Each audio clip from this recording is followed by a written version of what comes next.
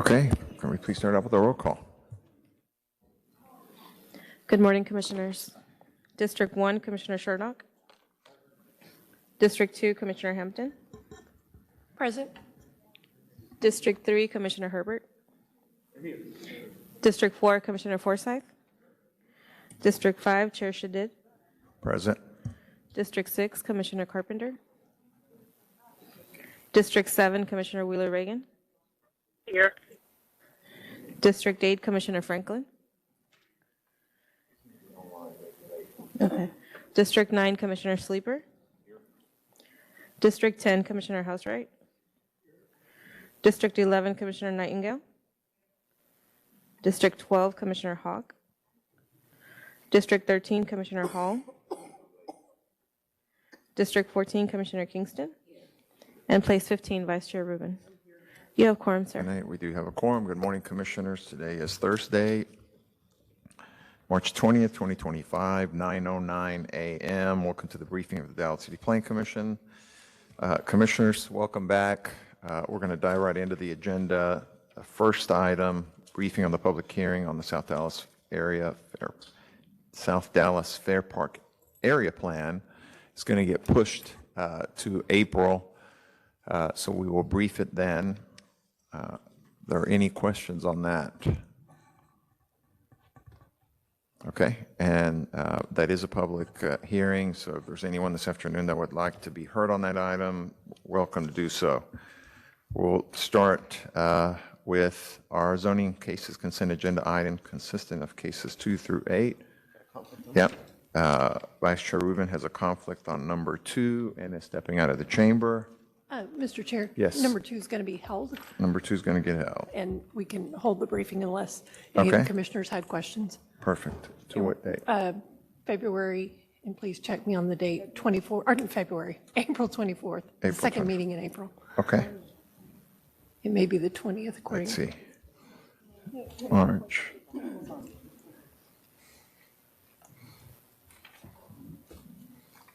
Okay, March, April 24th. Okay, we'll let Vice Chair Rubin step back into the chamber. So 2 will come off consent.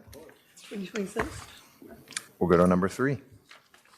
whichever's advocating for going back in time.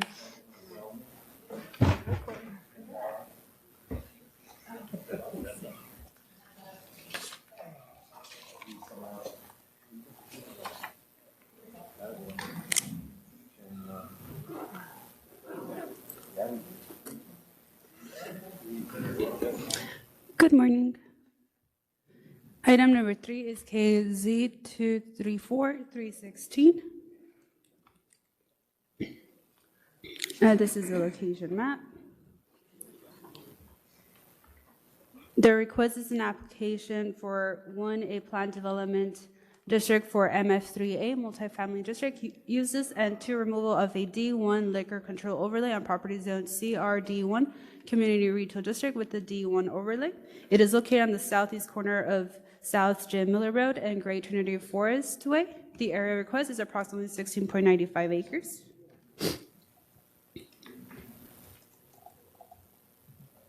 This is the aerial map. Surrounding uses, to the north is multifamily and retail. To the west is retail and single family. Ms. and then- Garza, my apologies. This case is going to be held under advisement. Okay. Okay.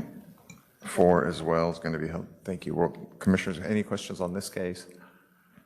We'll get a date.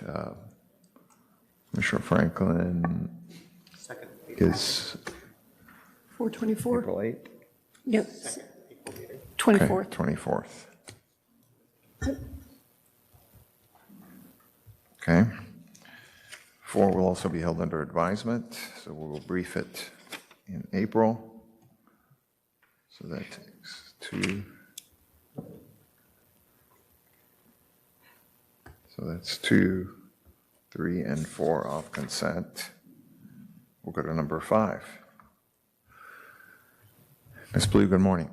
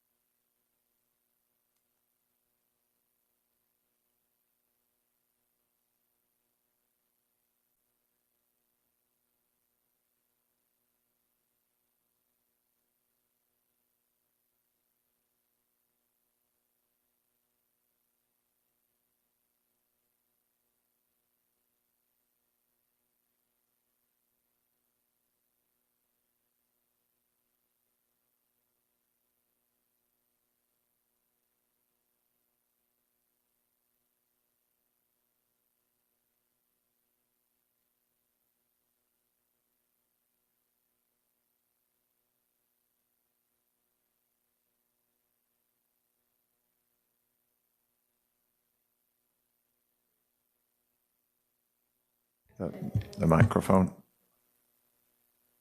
Oh, sorry.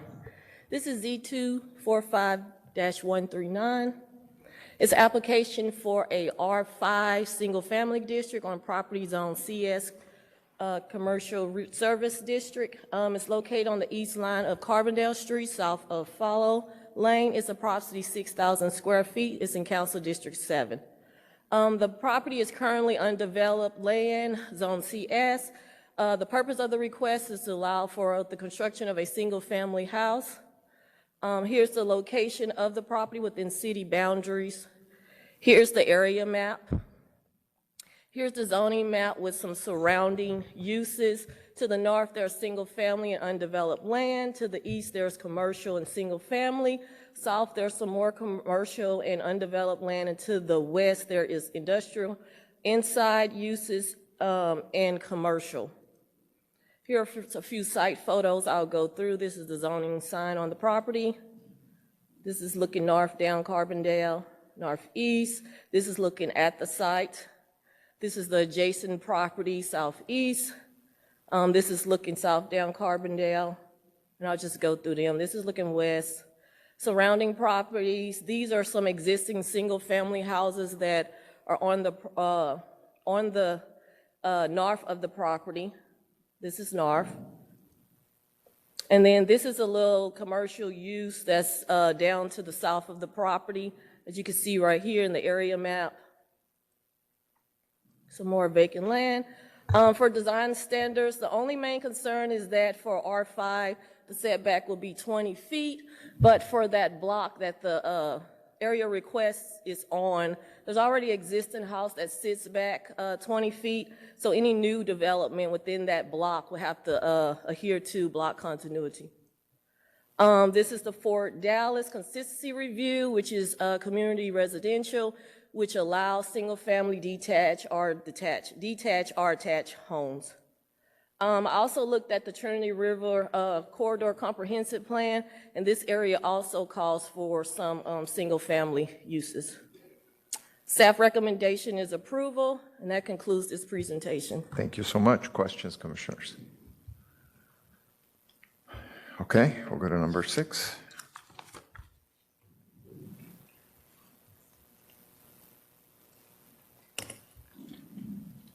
All right, let me get it up. Let's see.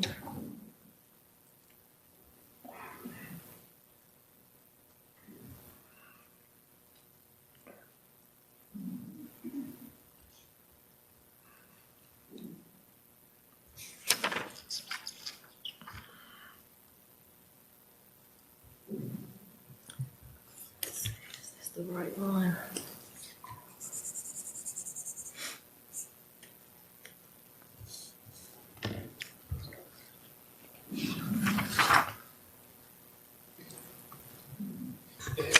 All right, number 6 is Z245-147.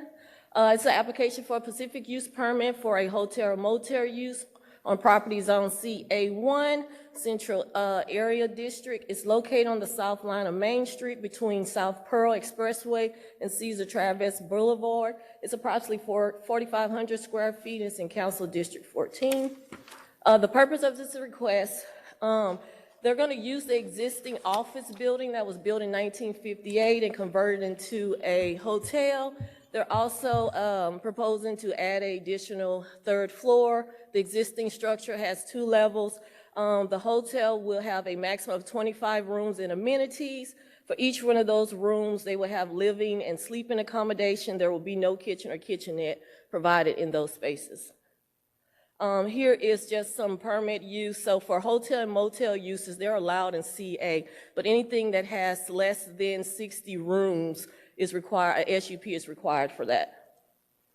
Here is the area request located within City of Dallas limits. Here is the area map. Here's the zoning map. To the north, you have a parking garage, some surface parking, and an office. To the east, you have surface parking and office. To the south, you have a medical clinic and an SUP also for a smaller hotel, motel. SUP 2376, it has 39 rooms, and then an office use also to the south. To the west, you have surface parking. I'll go through a few site photos. This is at the site, the zoning sign. This is looking straight onto the south site. This is looking southwest, looking west, northwest, northeast, looking west, southeast, south. Some surrounding property. So this is showing to the east, kind of to the side of the property, the alley behind the property. This is going back on that back street, just showing some commercial, and there's also that other hotel use on this street. This is some surface parking to the southwest of the property. Here are the SUP conditions. So usually hotels don't require SUP, so I think we went with a time limit of no expiration date. I was fine with that. Also, they put in a condition where they won't have any outside amplified sound, so that is prohibited. We have the room count, the overall square footage of the use, and this is the 3 floors added together, the 13,500, and then some main and general requirements for the SUP. This is proposed site plan. This is the for Dallas. Consistency review is in the city center, which allows for lodging uses. And then also I looked at the 360 plan, which is for downtown, that usually it allows hotel, restaurants, a lot of entertainment. And so with the 360 plan, they would like to connect these items within the city as far as jobs, entertainment, lodging, items like that. Staff recommendation is approval. That concludes this presentation. Thank you. Questions? Any questions on this item? Okay, we'll go to the next case. Thank you. Thanks.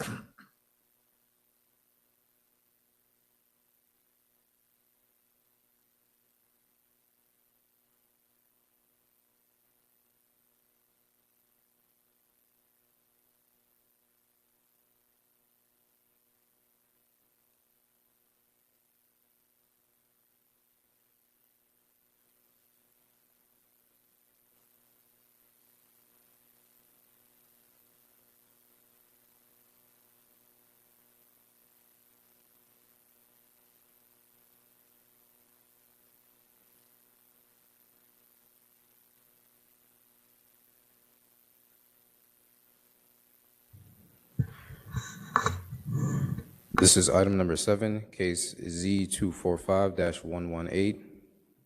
It's an application for an amendment to,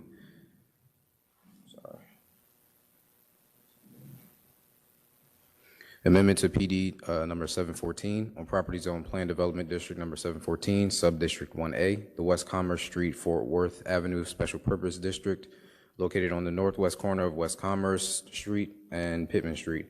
The purpose of the request is to amend the text of the existing PD to create a new sub-district for the subject property and allow reductions to the percentage requirements to the existing uses, as well as add a new use. It's approximately 3 acres in total size. So it's currently developed with a 6-story mixed-use project. It includes 331 dwelling units and about 17,700 square feet of retail and personal service use. There's also an existing parking lot, parking garage, and amenity spaces. And again, it's currently zoned PD 714, Subdistrict 1A.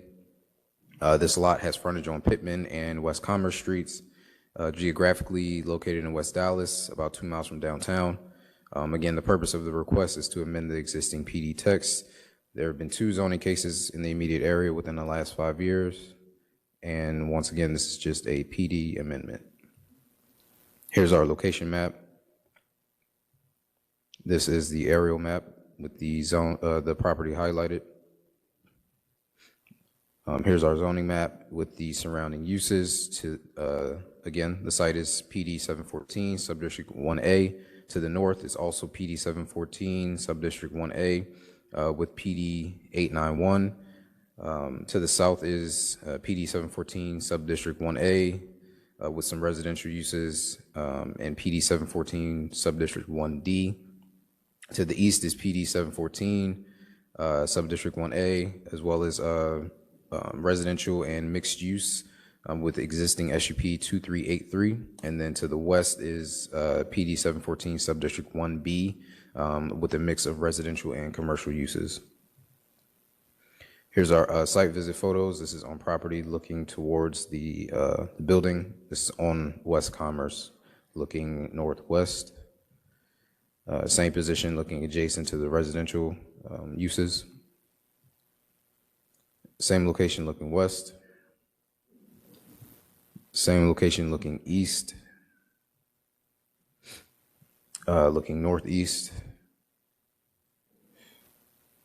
This is on the edge of the Pittman Street, or I'm sorry, the corner of Pittman and Commerce, looking north. This is behind the property, looking east. And same location looking west. So a brief analysis, the request is just an amendment to the PD to create the new sub-district to allow a reduction in the mix of retail and personal service uses for a mixed-use project, allow live-work units as a new use, and reduce the minimum floor-to-floor dimensions for ground floors. So basically, the applicant is has been having a hard time to lease out the existing spaces on the ground floor, I believe. So they want to creatively fill the space. So they want to do some live work units, things of that nature.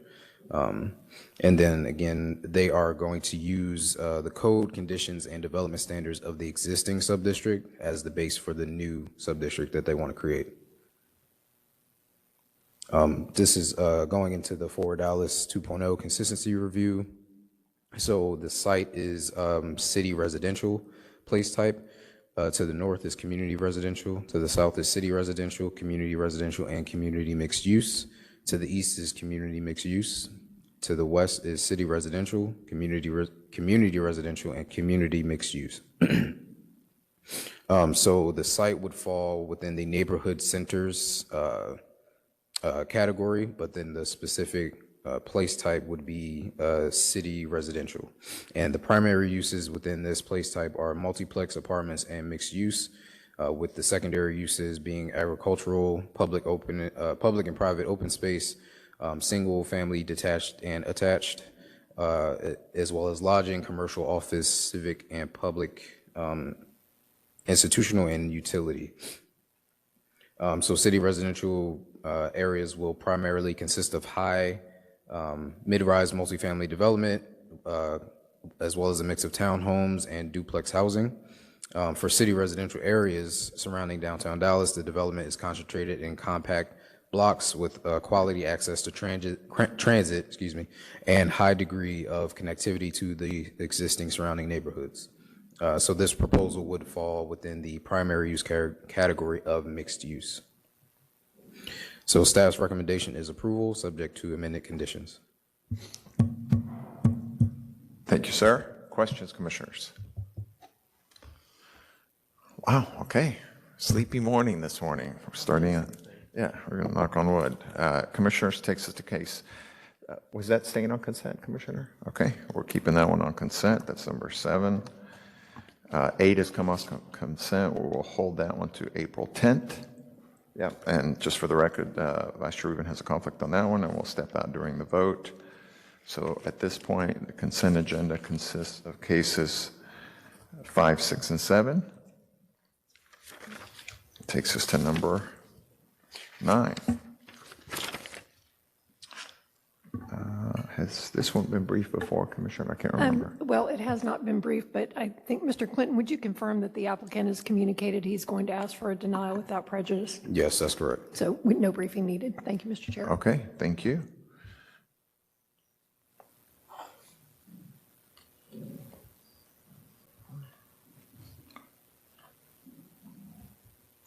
All right, then we will go on to number 10. Brief it. Okay, we're moving forward with number 10.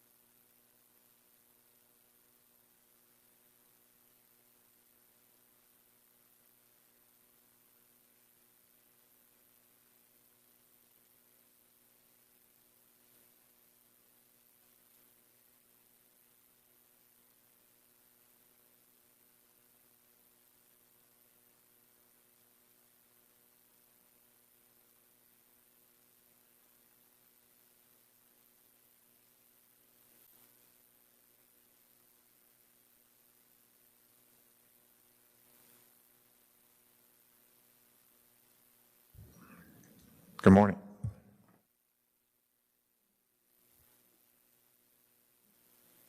Hear me? Oh, good morning, Mr. Chair and Commissioners. Might take me a minute. This is my first time up here. This,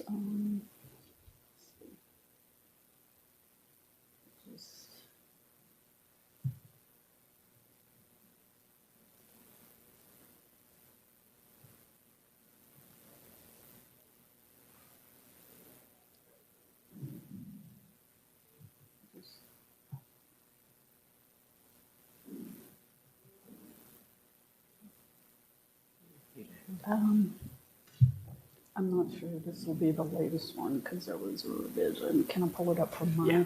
Okay. I had to pull it up from mine, that way I can make sure. Did you put it on the main thing? I did, but it looks like you uploaded it on the 11th, and I think it was definitely after, because there was some changes.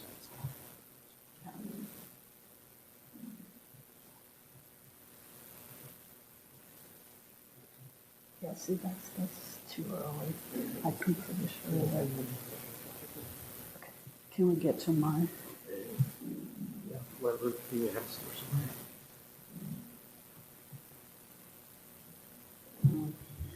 Can I get my laptop open?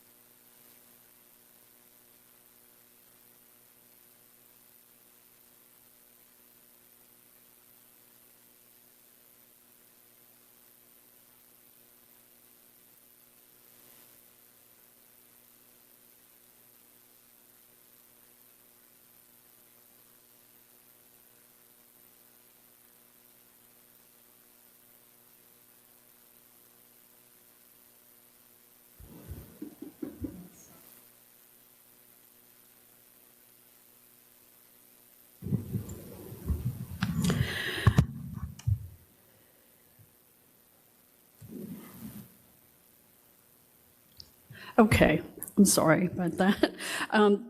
There's been some changes. I know I handed out an email. This is for Z234271 LL, item number 10 on the agenda. There's actually been several revisions from the applicant, and they have come out after each docket was published from both March 6th and March 20th. So this would be the latest, represent the latest changes. So you did receive an email on March 18th on that amendment, and I'll go over those. But the item,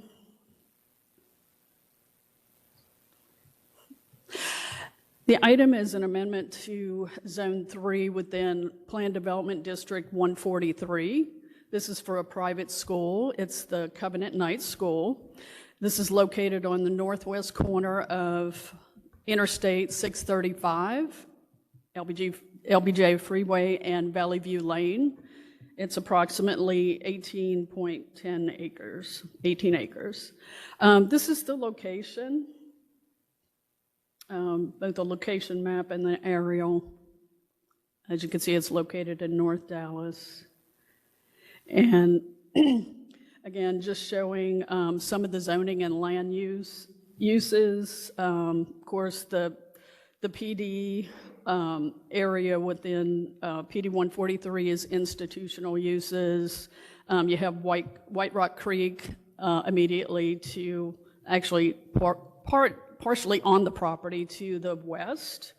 You have Valley View Park soccer field also to the west. And There's multifamily immediately adjacent or across Valley View Lane to the east. And then you have some professional office and institutional south of LBJ Freeway. And you do have single family also to the north. The area of request, again, this is Zone 3 within PD 143, which is really the lower half or the southern portion of the site that's most adjacent to Interstate 635. The area is developed with the high school and athletic field. So on February 2nd, 1983, the City Council approved PD number 143 to allow a private school use. The applicant is now proposing to amend PD 143 to allow the construction of a new guardhouse at the entrance of the school along Valley View Lane. They're also proposing a new surface parking lot that is nearest the intersection of 635 and Valley View Lane. And there also are a few updates to the athletic field for the high school and some revised conditions. Again, CPC recommended to hold the request under advisement at both the February 20th, 2025 meeting and at the March 6th, 2025 meeting. The applicant provided a revised amendment to the development plan and the landscape plans, and revised also amendment to conditions based on feedback from another community meeting that was held. And again, that was emailed to the commission after the March 6th meeting and after the docket was published. And then again, there were some more revisions, just one revision really, to the amended conditions that was sent to you on, I believe, Wednesday, March 18th. Again, that was just after the March 20th docket was already published. Now, there's no changes to the revised amendment to the development plan that was provided initially for that February 20th meeting, only a revision date. So some of the amendments to the request. The revised amendment to the landscape plan now provides preservation of existing tree number 31 that is along Valley View Lane, that is immediately next to where the guardhouse will be, the new guardhouse will be constructed. And also, there's greater spacing of the trees that are shown along Valley View Lane where that new parking lot will be adjacent to allow for some opportunities for larger tree plantings if they're able to do that. So the revised amendment to conditions after the February 20th meeting are highlighted in blue in your packet. Those add back in height restrictions and seating capacity for the bleachers with more restrictive height at 5 feet, and then seating capacity at 350 for the bleachers on the south side of the athletic field, capping the total seating capacity of the bleachers at 1,500 in lieu of 1,000. The latest revised amendment to conditions emailed to you on March 18th are highlighted in green to differentiate those. And really that's to specify that the reconfiguration of Valley View Lane and Thistle Lane is to remain with the permanent barrier in place per city standards. And I'll show you that language change in a few minutes, the actual verbiage. Other changes include a few clarifications and a few updates for items that no longer apply to the PD. This is the revised amendment to the development plan. You can see the guardhouse right there on what's shown as Covenant Drive. I'm sorry, it's Valley View Lane. That's at the entrance. And if you'll notice also, there's the little bulb out right there at Covenant Drive at Thistle Lane. It does not go through right now, the street. Valley View Lane kind of bulbs out where the entrance is to the school And then there's a barrier at Thistle Lane where you can't go through. The revised amendment to the landscape plan, I highlighted or clouded in green where the tree is, the existing larger tree that's going to be preserved now. So that's the change for that. And then also the greater spacing of the trees along that parking lot area to allow for the larger tree. So that was the change that was sent out after the March 6th meeting. Okay, revised amendment to conditions. Some of them are just cleanup, and a lot of them actually.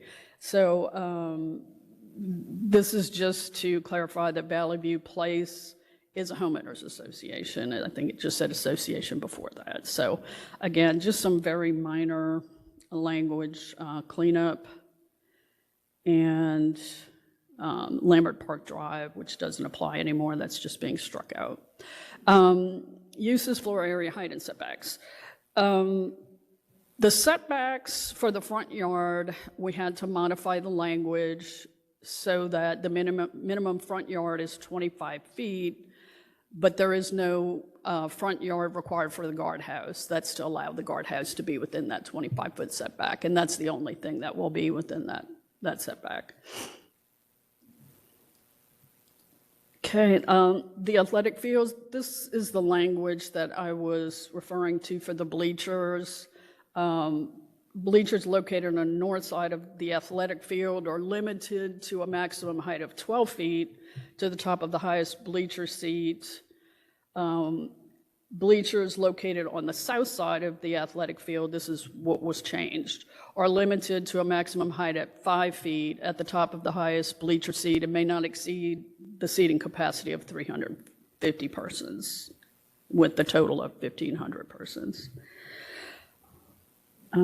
Just removing classroom hours, that's operational for the school. More clarifications, and then we do have the pedestrian pathways that they have agreed to. A pedestrian pathway that complies with the following paragraphs are required for the surface parking area only. Since that is their only area that they're improving and everything else is existing on the property, they agreed to provide the pedestrian pathways throughout the parking lot only, so that's what this language is. And again, we just wordsmith it a little bit. The ones that's why there's yellow and then blue is the later. Development, street improvements, staging. So transportation has agreed that a right turn deceleration lane that was originally proposed back when, back in the 80s when the PD was in place, that it was to be provided as an access point would no longer be required or needed. It's my understanding that's quite an expensive improvement, so that was, a nice concession for them. The latest language that I sent out on March 18th has to do with that bulb out that I was referring to. And so the language now would say, the intersection of Valley View Lane and Thistle Lane must remain configured as shown on Conceptual Plan B to place a barrier permanently separating the portion of Valley View Lane north of Thistle Lane from the southern portion of Valley View Lane labeled Covenant Drive on Conceptual Plan B per city standards. And per city standards is the language that, transportation and staff agreed is appropriate for an improvement as such. The photos, this is looking south off Valley View Lane or Covenant as shown on the plan. Looking west into the high school area. Again, this is closest to the lower half of the PD, basically just south of where Thistle Lane dead ends for this site. This is looking south on the north side of Valley View Lane, looking southwest from Valley View Lane from the north. Surrounding uses, Valley View Lane, again, we have the apartment complex that is directly across from the school on Valley View Lane. This is the barrier that I was referring to, that is, you're looking north right now.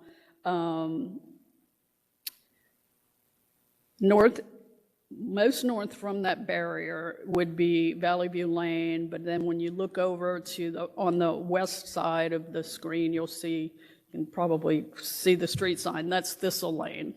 So again, it's just the school property is on this side of that barrier and does not go through. Looking northwest, this is looking over across the residential area across where Thistle Lane is. Looking southwest, this is from Valley View Lane. Looking west from Valley View Lane. Looking northeast from Valley View Lane. Southeast. The existing development and landscaping plan for the PD was all together in the past, so this is just showing that. It is our practice most currently to separate the development plan and the landscape plan, which they have done. So we have the proposed development plan that we went over a minute ago, and we have the proposed landscape plan separately.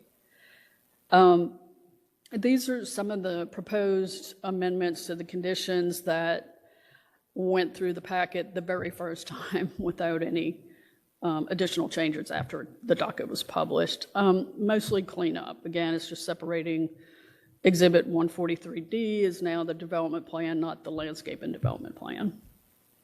We discussed the right turn lane, the classroom hours, athletic fields, we're just taking out scoreboard.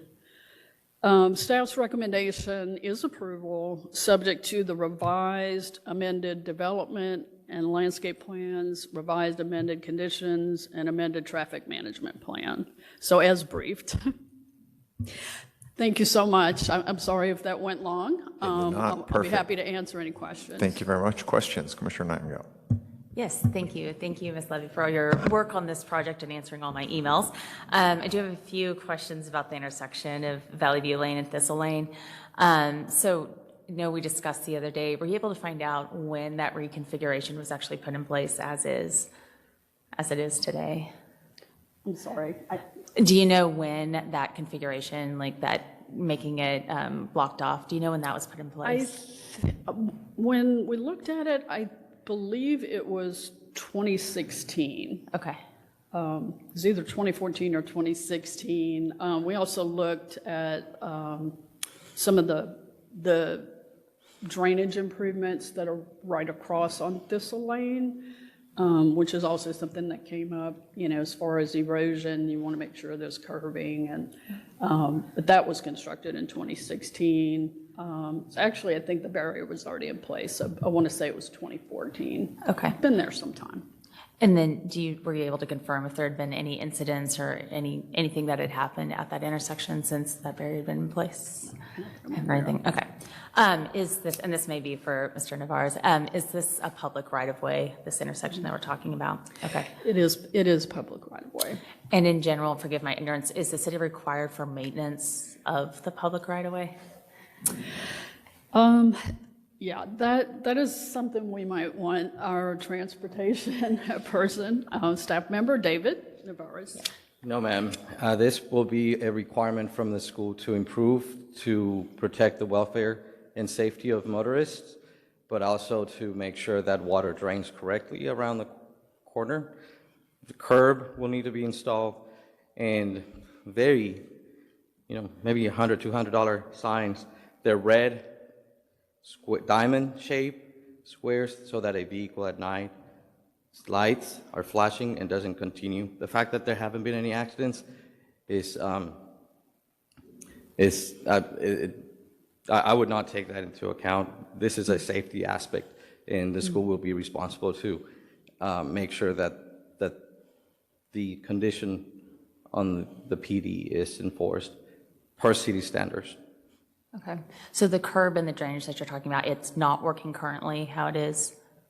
No, ma'am. The water just flows out as it goes. It's been that way since 2014? It's been there since someone took it upon themselves to build, to close that street. If it was up to the city, we will go back and open it. And then this intersection and what we're talking about right now technically isn't part, is that part of what we are discussing overall in this case today? It's part of the PD, but. Yes, ma'am. Can you repeat your question? Just, is this intersection and what we're talking about right now, does it touch or concern the area that we're suggesting the public right-of-way improvements? I think you answered my question. Yes, ma'am. Okay. For all practical matters, someone has to go and do that thing right. It's not, that's not safe, and it's not flowing the way it should be. Is it imposed, are you imposing this on the city? We didn't let the Director of Public Works and Transportation know that they have to find funds to construct that. When we bring this up to their attention, when they come through permits, they're gonna come to us and say, why is zoning imposing this on us? We don't have plans. And if we have plans, we'll put it in a bond program and we'll see it done sometime within 5 and 10 years from now. Okay. Regretfully, we have to go through council and then appropriate funds. That needs immediate attention. So whenever someone, the abutting property, who is responsible to enforce this condition, they will be responsible to make sure that this is constructed per city standards. We're talking about a $2,000 improvement, by the way. And this has no weighing factor on you, but just FYI. Okay. And I'm so sorry, but explain why this needs immediate attention now if it's been this way for 11 years. Well, again, we found no records of there being any accidents. It's a residential street on one side, and then on the other side is a dead-end condition. It serves a dead-end access to the school and the apartment complex. When a motorist is driving, they need to be aware that the street dead ends. They're, $20 signs that look, with a red flashers. Someone can request the city to go and install those signs right now. You can call 311 and those signs would need to be installed. The city then would come back to us and say, why does that look like that and who installed it? Then it would have to go through a city attorney's office. We would have to figure out how the city would have no interest in maintaining it that way. It's the PD that's imposing this condition on the school to improve it, to make sure that this remains, and it needs to be to city standards, not the way someone installed it whenever they did. Okay. All right. I think those are all my questions. Thank you. Thank you. Commissioner Hellstreich.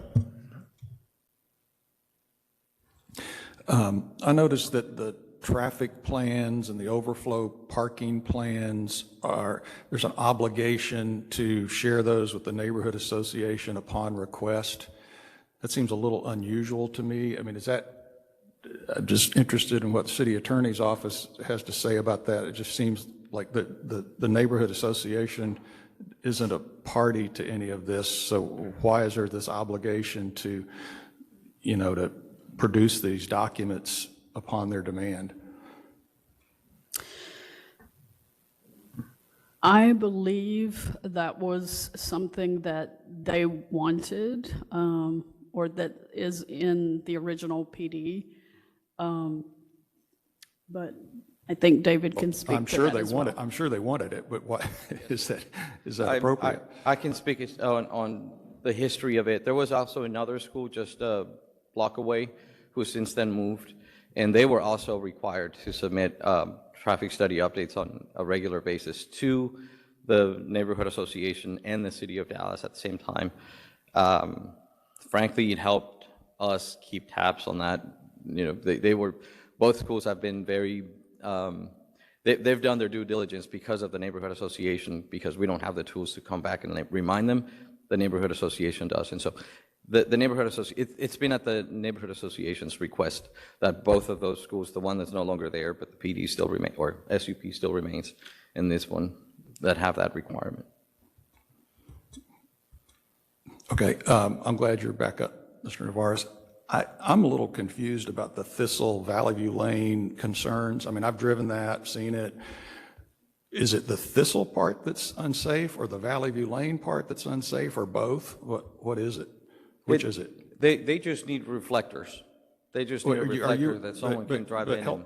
Okay, reflectors on the Valley View Lane side or the Thistle side? On both sides? Yes. They're yellow, black and yellow. There's a black and yellow line, and then it's a diamond shape with 4 buttons on it.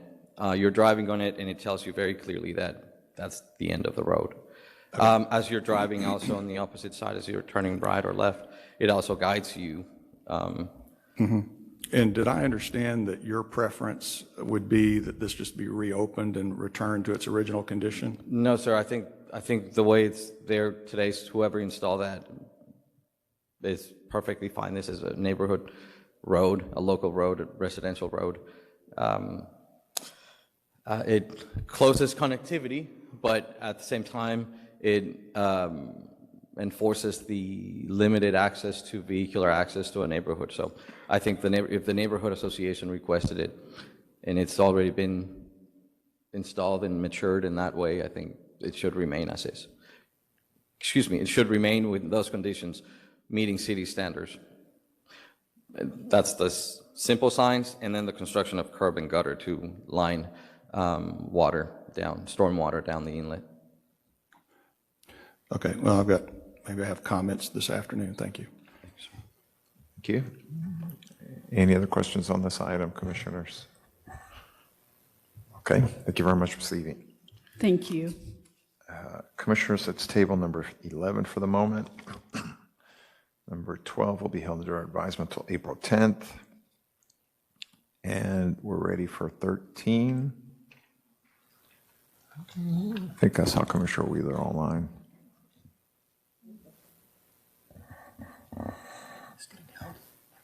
Morning, Chair. Can you hear me? Is it? I don't know. Do we know 13 is going to get held? Commissioner Wheeler?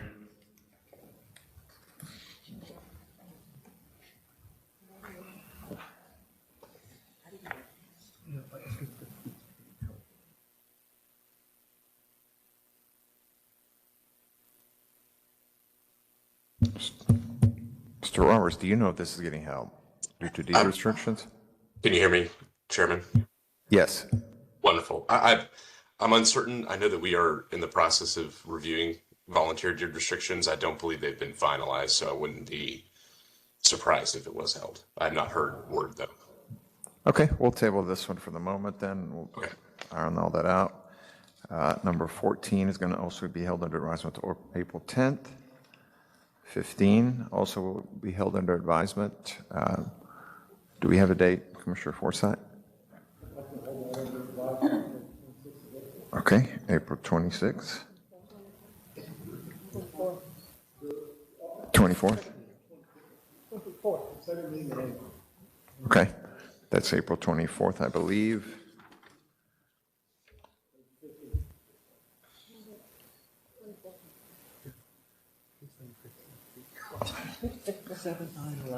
Okay. Commissioners, it's about 10 a.m. Let's take a 15-minute break. We'll come back and wrap these up.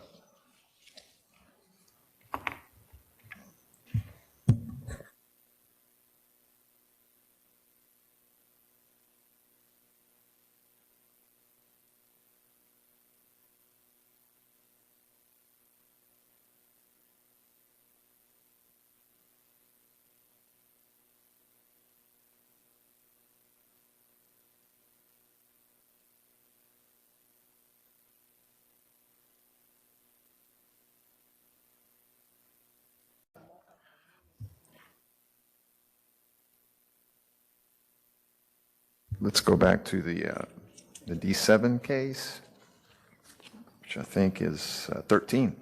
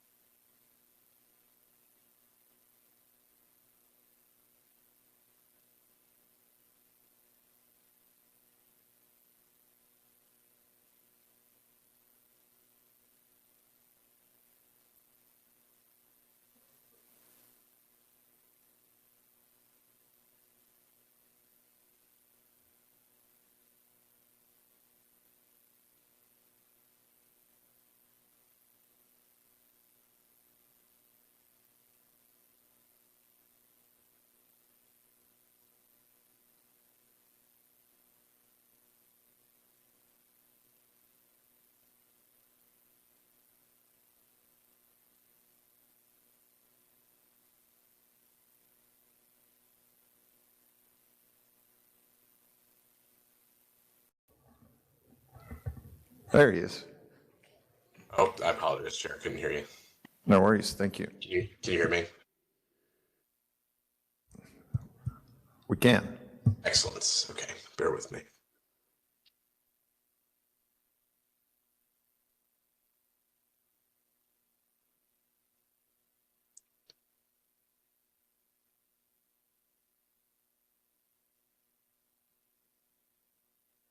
Okay.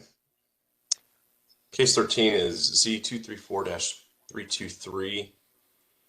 This is a application for an MF2A multifamily district on a property currently zoned CR community retail. Zoning area is approximately 2.26 acres. And if you recall, on February 6th, earlier this month or last month, the City Plan Commission moved to hold the case under advisement. Just a refresher, it's a split zoning condition on the site, so the area of request is actually in the diagonal hash there that you see on the right side of screen. So the existing CR district is 2.26 acres. There's an abutting existing MF2A district that's just shy of an acre on the parcel, and the whole property is about 3.22 acres. So this request is for that diagonal hash. You can see its location there. Again, the area of request in the diagonal hash. Surrounding uses are MF2A multifamily to the north and west. To the east, CR Community Retail District with some miscellaneous retail uses. Zoning assessment, looking at the dimensional requirements, you can see it's relatively similar in terms of its intensity. Obviously, the MF2A would allow for residential uses, whereas the CR does not. Taking a look at the site, this would be a shared access drive, or an abutting shared access drive, I should say, to the east of the site. This is from the abutting multifamily development. Just some context for you, this is what the surrounding MF2A development looks like. It's a part of the 2 Points White Rock East area plan. It does designate the area as an urban neighborhood. It's a predominantly residential area with a wide variety of housing options. Choices of housing do include low to mid-rise condominiums or apartments in addition to single family and townhomes. In terms of our rationale on the staff side to the recommendation, the surrounding development does limit access. What you see there labeled as A is a convenience store that limits access to the hard corner of John West and La Prada. The existing split condition does create a difficult development condition for the existing split condition creates difficulty for either the MF2A or the CR district. So with that, allowing a cohesive development on the site, we are recommending approval of the application. Real quick, Commissioner, there was conversations over the past couple of weeks, voluntary deed restrictions. I do not believe we've reached a consensus on that, though. Just wanted to make sure that that was said. Happy to answer any questions that you may have. Questions, Commissioners?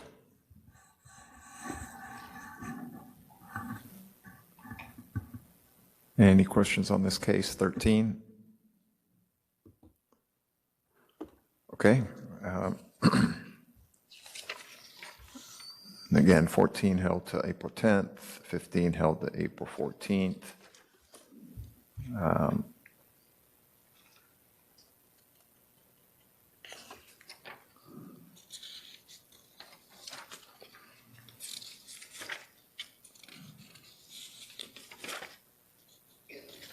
What about number 28? Commissioner Sherlock, do we need that briefed? Yes, let's do 28. The authorization, authorized hearing, D1.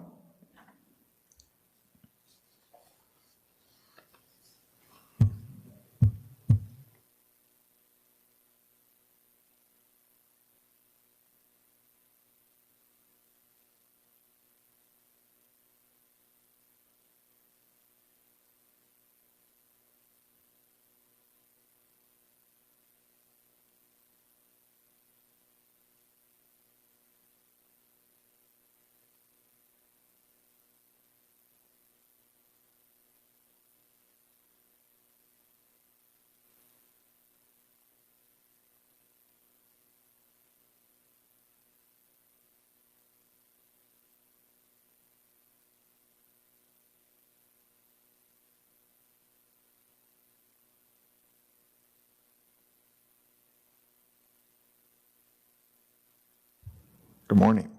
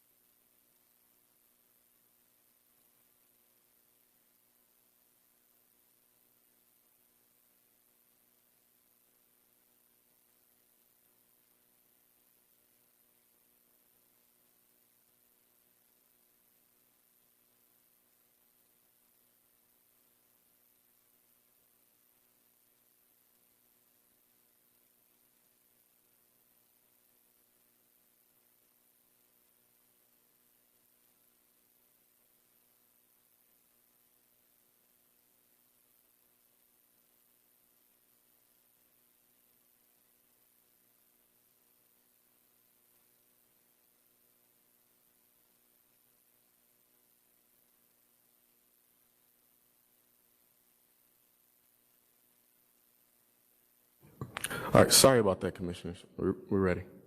All right. All right, good morning. My name is Jalen Porche, Senior Planner with the Authorized Hearings Team.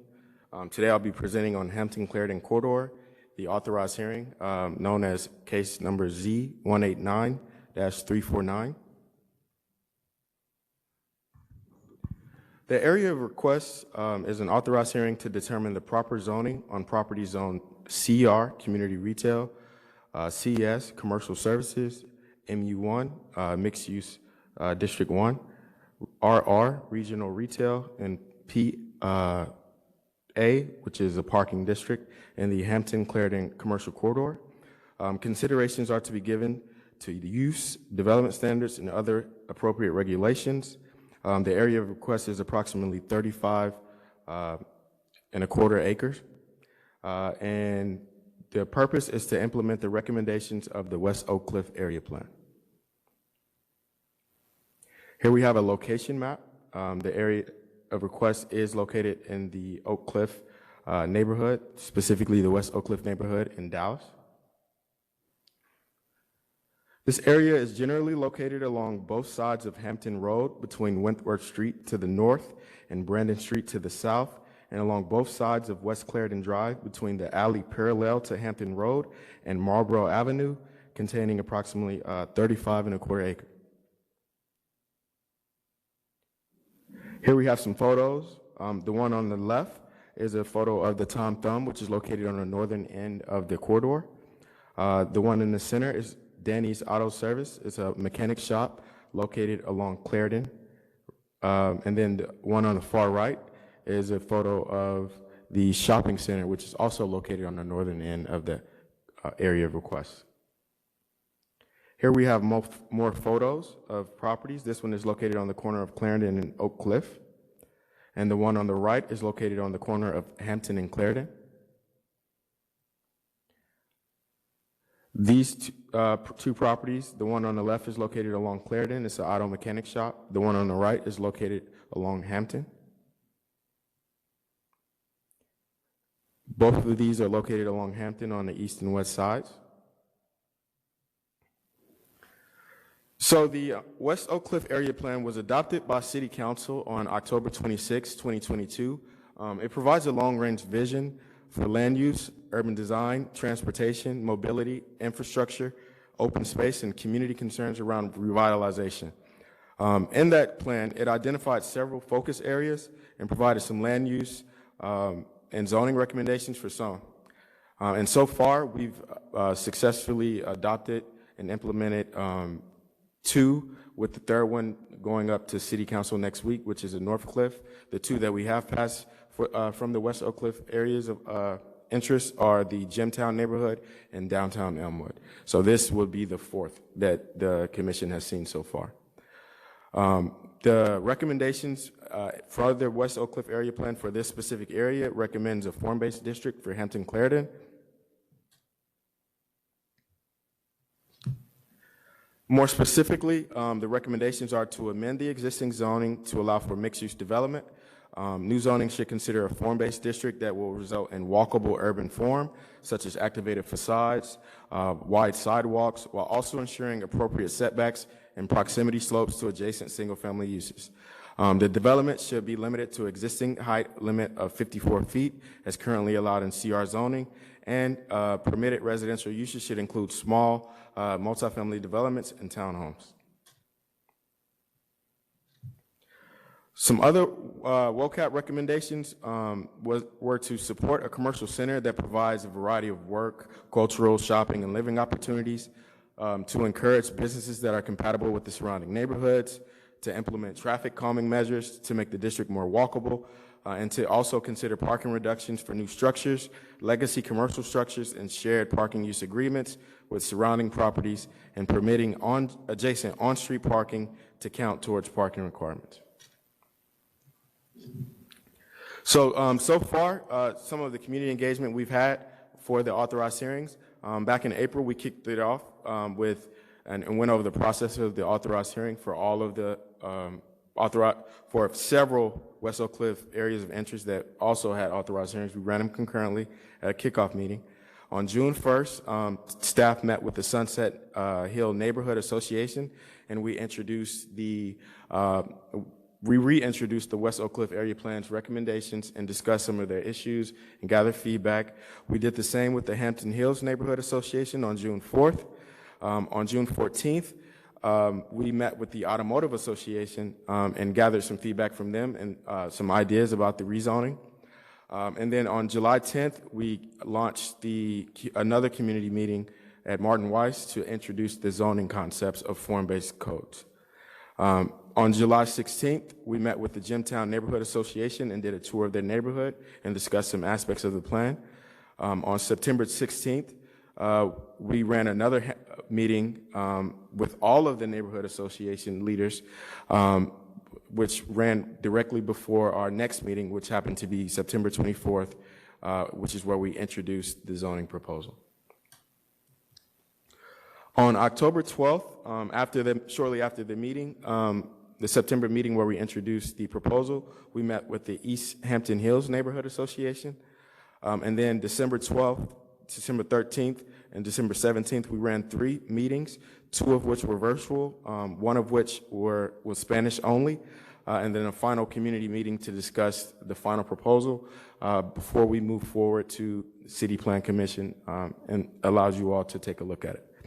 March 18th, this past Tuesday, we met with all of the neighborhood association leaders surrounding the neighborhood, and we got some final feedback from them with regards to some items. And today, we're here at the Dallas City Plan Commission. So the current land use throughout the Hampton and Clarendon corridor majority of it is retail and personal service, which occupies approximately 38% of the properties here. There's a large chunk of auto service uses, which occupies 13.1%. There are some commercial and business service uses, some institutional and community service uses in the form of schools and churches and daycares. There are some office uses here, as well as a few single-family homes that are scattered throughout the corridor that fell within the boundary that are Zone CR. There are some utility and public service uses, cell towers. There are a few of those, and then there are several vacant buildings and vacant lots that sit throughout the Hampton-Clarendon corridor. So as mentioned before, there are 5 base zoning districts within the Hampton-Clarendon corridor, and one of which is a planned development, which happens to be the Tom Thumb.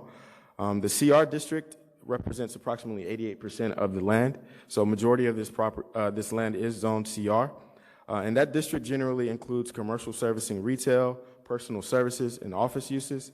And the corridor itself is primarily surrounded by R7.5A single-family residential, with the portion that was surrounded by MF2, but has now been rezoned to R7.5A, and that is the Jimtown neighborhood.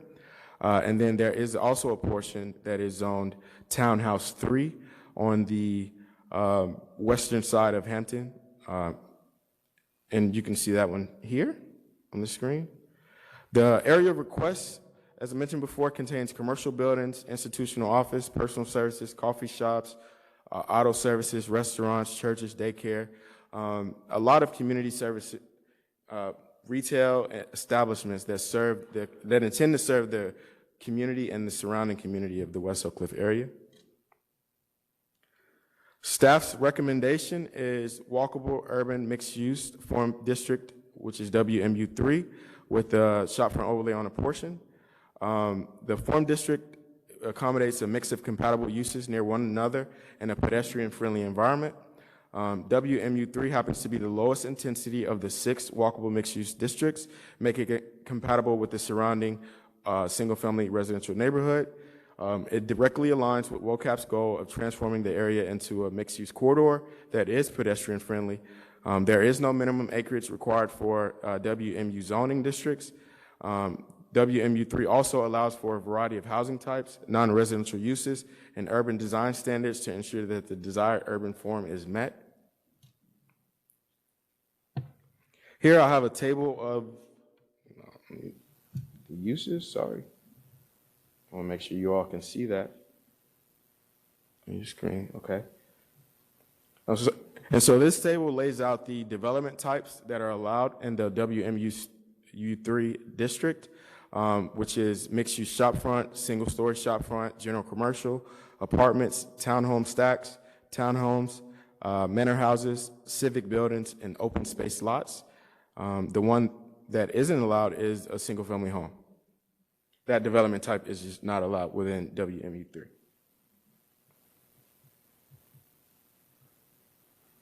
Some permitted uses that are allowed. Here's a table. As it pertains to the current uses and the proposed uses, the only uses that aren't allowed as a result of, that aren't allowed by right as a result of the zoning change, should it be adopted, are tattoo parlors, cell towers, and drive-through restaurants, which have been directly and explicitly stated in WOCAP that they no longer want any more drive-through establishments. And so the rest of the uses are allowed by right still. And the uses that I did just list are allowed through a SUP, and a tattoo parlor would be allowed through a direct zoning change. Here we have some a picture of the development standards. You can see the difference between the existing CR and the proposed WMU3. I did CR because, as I mentioned before, it represents 88% of the district, and so majority of the lots are zoned that CR. And you can see the difference between the front setbacks and how WMU3 aims to bring the buildings closer to the street and put the parking in the rear. And then there are no minimum lot size requirements. RPS does still apply. And one of the bigger changes is it does bring the maximum height down from 54 feet to 50 feet, 3.5. And so those are the primary differences outside of some more design elements like transparency between the existing CR and the proposed WMU3.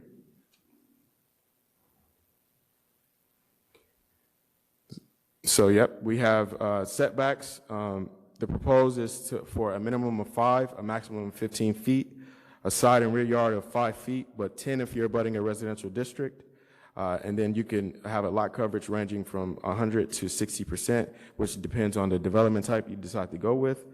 The height, it lowers it to 50 feet, 3.5 stories, but high bonuses may be provided for mixed income housing development bonuses.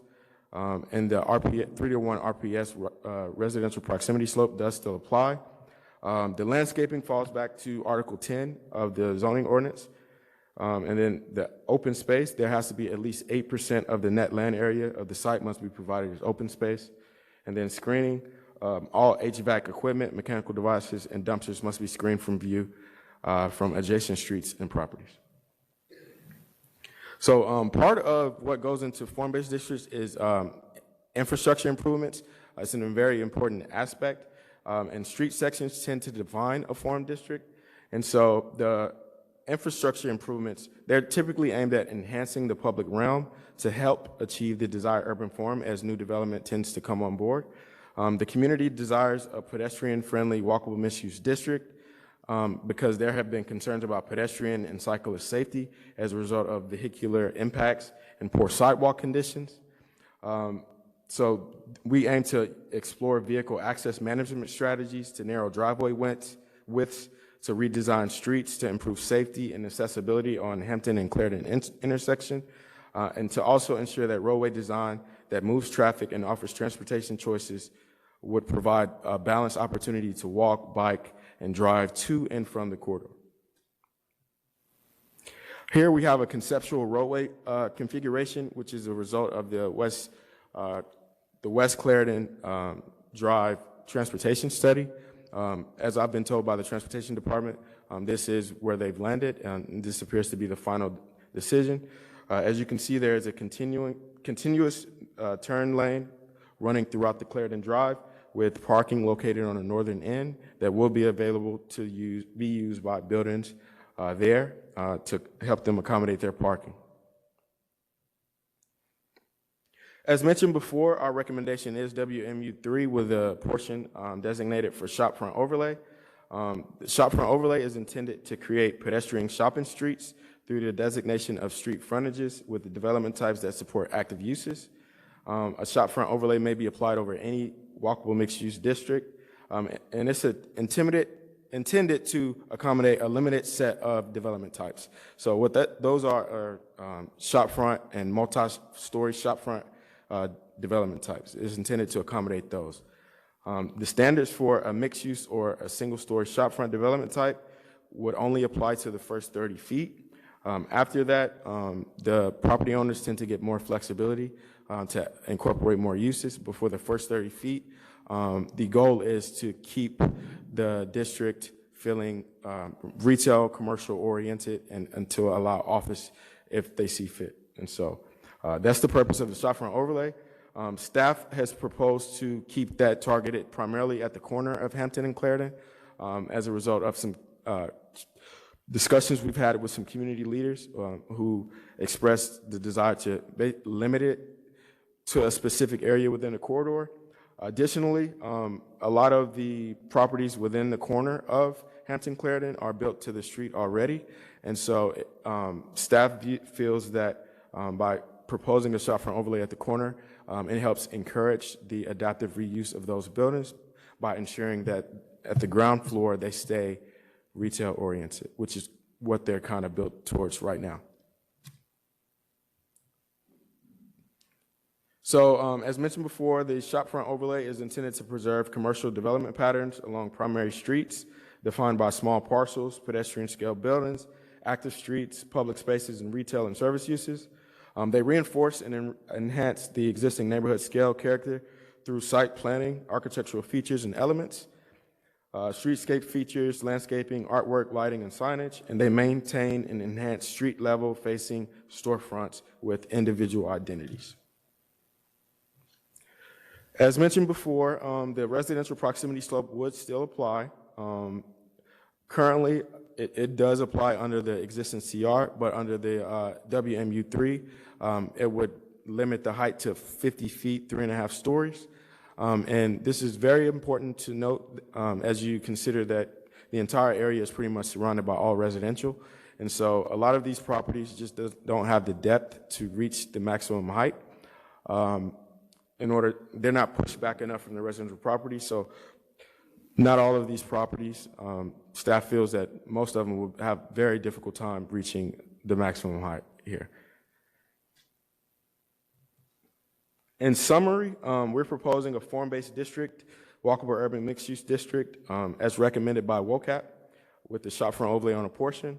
We're proposing to bring the maximum height, reduce it from 54 feet, 4 stories, to 50 feet, 3.5, to retain the existing 3-to-1 RPS to protect to surrounding single-family residences, no minimum building heights, a shopfront overlay on the corner of Hampton and Clarendon, and then to activate the public realm, and then complementary public realm enhancements through our transportation improvements as a result of the West Clarendon Transportation Study.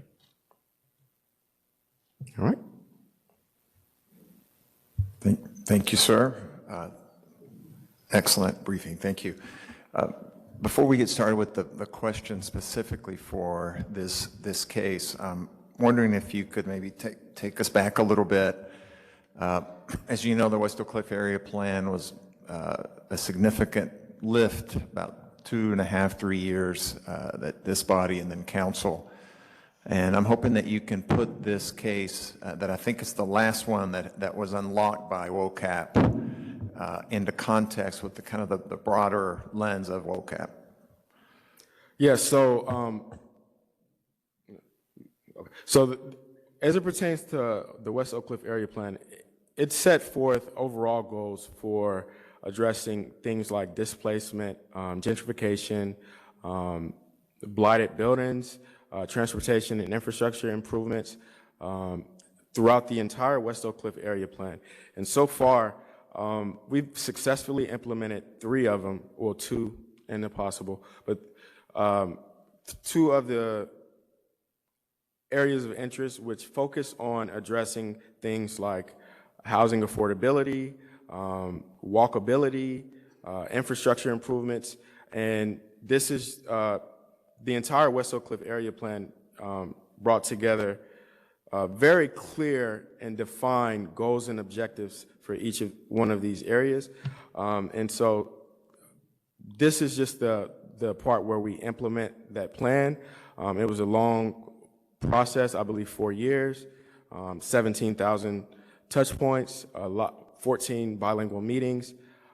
And, it was heavily debated in public through community meetings. And as a result of it, the community got to a point to where they were satisfied with what the recommended goals were for the community and specifically for the Hampton-Clarendon corridor.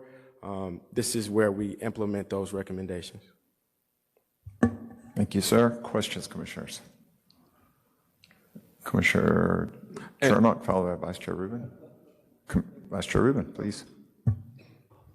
So, Senate Bill 929, which passed, I think, in 2023, requires the city to send out notices if a zoning change will render any use a non-conforming use. How many SB 929 notices were sent out for this one? And we sent them out to 8 businesses, a tattoo parlor, several cell towers, which will require a SUP as a result of the zoning change, and then a drive-through and drive-in restaurants, 2, the Country Burger, and then there's another one that is a drive-through. I can't remember the name, but we sent them out to them, so 8 total. okay, and none of them went to the auto service businesses, correct? All right, thank you. Commissioner Chernock. I've got a couple questions regarding how the plan progressed over the last year. The shopfront overlay at one point was recommended to be through the entire corridor, but then it was dialed back to what you show here, actually, on the screen we're looking at now.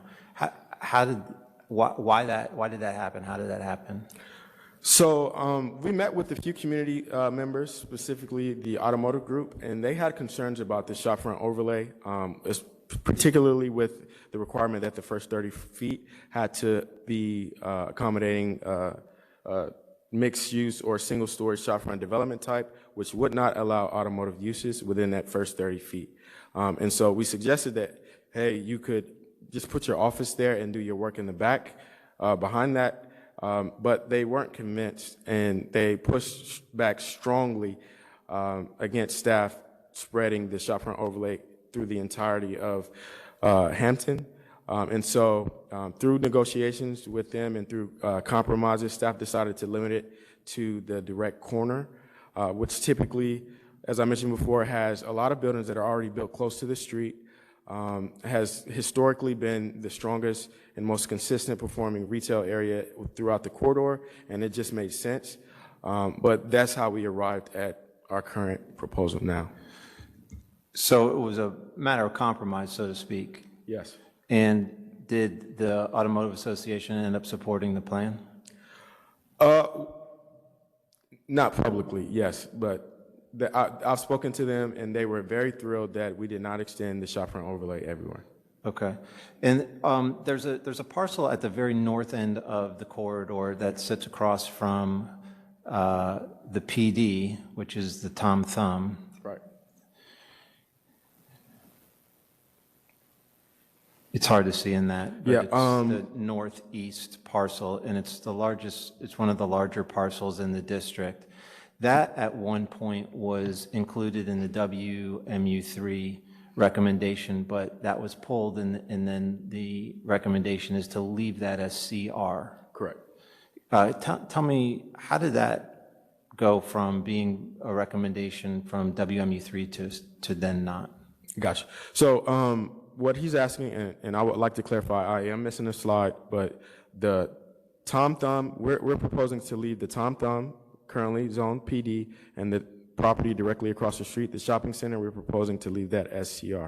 I'm missing a slide. It'll be fixed during the public briefing. But we arrived at that decision based on the lot depth. So the lot depth really helps determine how many units and how vertical a property can go. And through discussions with the community, they really did not want large-scale multifamily products.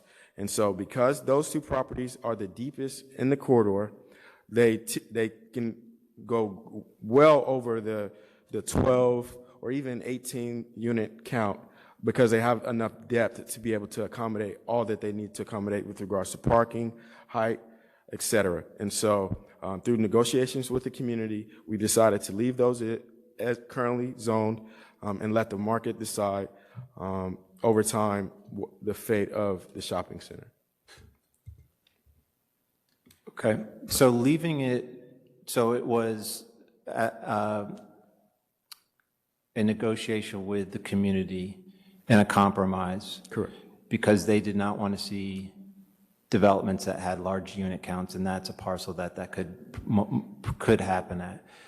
To leave it CR allows for a whole bunch of uses, drive-throughs being one of them, crematoriums. I won't go through the whole list, but I list those two because WOCAP, specifically on the drive-throughs, there is a large sentiment not to have drive-throughs. Is that correct? Correct. This past week, you and I were in a meeting with some neighborhood leaders, the presidents of the neighborhood association, some staff was there, the council member was there. When the community was asked, the community leaders were asked, of those two issues, would you rather not have the potential for a drive-through, or would you not rather have the potential for multifamily? What was the feedback that you got? At the meeting on March 18th, the feedback was they were more concerned with drive-throughs and the potential traffic that they could introduce to Hampton, a road that is already typically congested early in the mornings and late in the afternoon. And so what staff felt, just as a result of that meeting, is that they preferred multifamily if they had to choose between the two. And tell us again, just highlight the Forward Dallas plan. Where does this fall in the Forward Dallas plan? It's a neighborhood mixed-use place type? Yes. In that place type, is smaller scale residential a desired use? It's not explicitly stated, but a variety of uses is ideal here, and it would allow for apartments and a mix of uses, but it doesn't explicitly state small. But residential, I mean, in your case file, when you were explaining what the neighborhood mixed place type was, residential component was part of that description. Correct. Okay.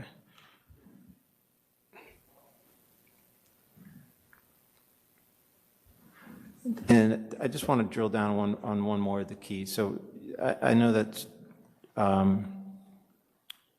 shopfront overlay was a very hot topic discussed with the community. The residential units was another one, and the proximity slope was another one. Just so I'm clear, on the east side of Hampton and through most of the Clarendon corridor, those lot depths are not very deep. Not very deep. And so when you apply that proximity slope coming off of the residential property line that they back up to, 2-story maximum on those particular areas, would you say? So not on the west side. Yeah. Because the west side, the lots are a little bit different, a little bit deeper on Hampton. But let's just focus on the east side and then that Clarendon corridor.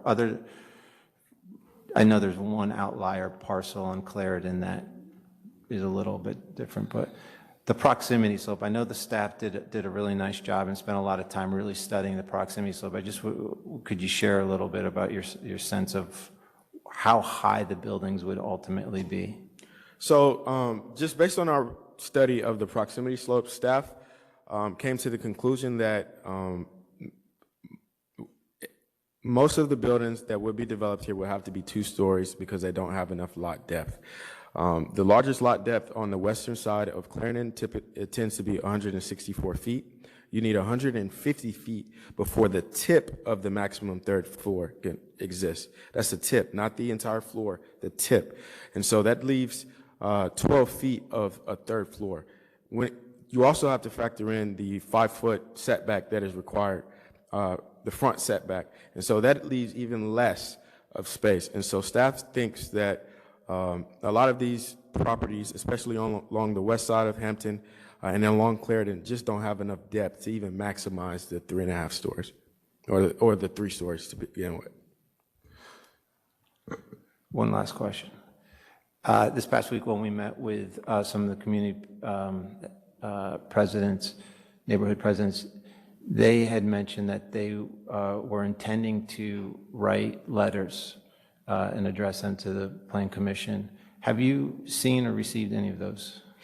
So we've received a few letters from individuals representing nonprofit organizations throughout the group, church, and then the Northcliffe Neighborhood Association submitted a letter in support. Well, a few individuals from the Northcliffe Neighborhood Association submitted a letter in support. But I haven't really seen any more before that.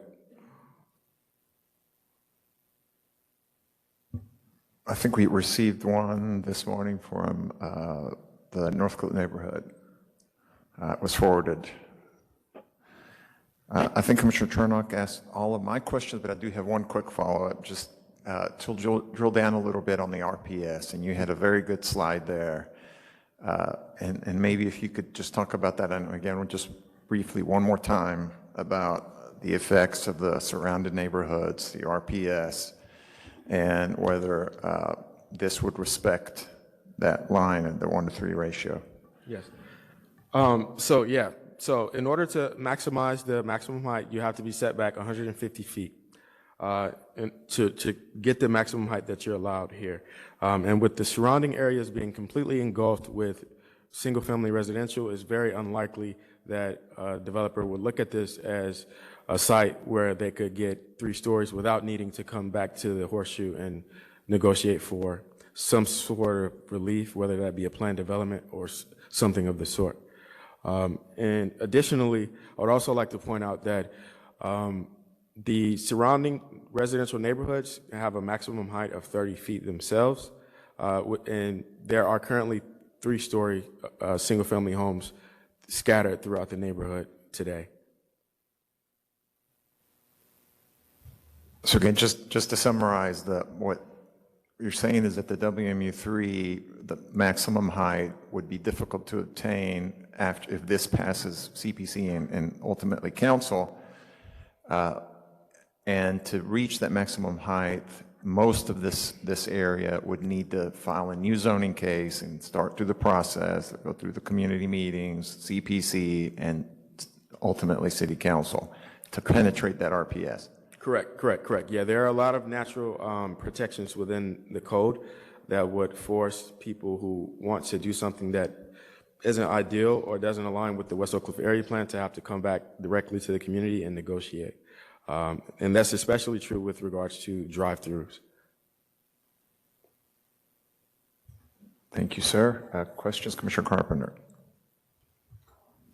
Yes, you alluded to some forthcoming street redesign changes that would be coming, I'm presuming, to both Hampton and Clarendon. Could you elaborate on that? Are you looking at lane reductions or narrowing on Hampton? What? So I don't want to get into too many specifics about that because that is the transportation department and we look entirely at land use. But from my understanding, there are issues with speeding. And so the idea is to allow on-street parking on the northern side with which typically have fewer driveways as a natural traffic calming measure. And to be honest, people park on the street on Clarendon already.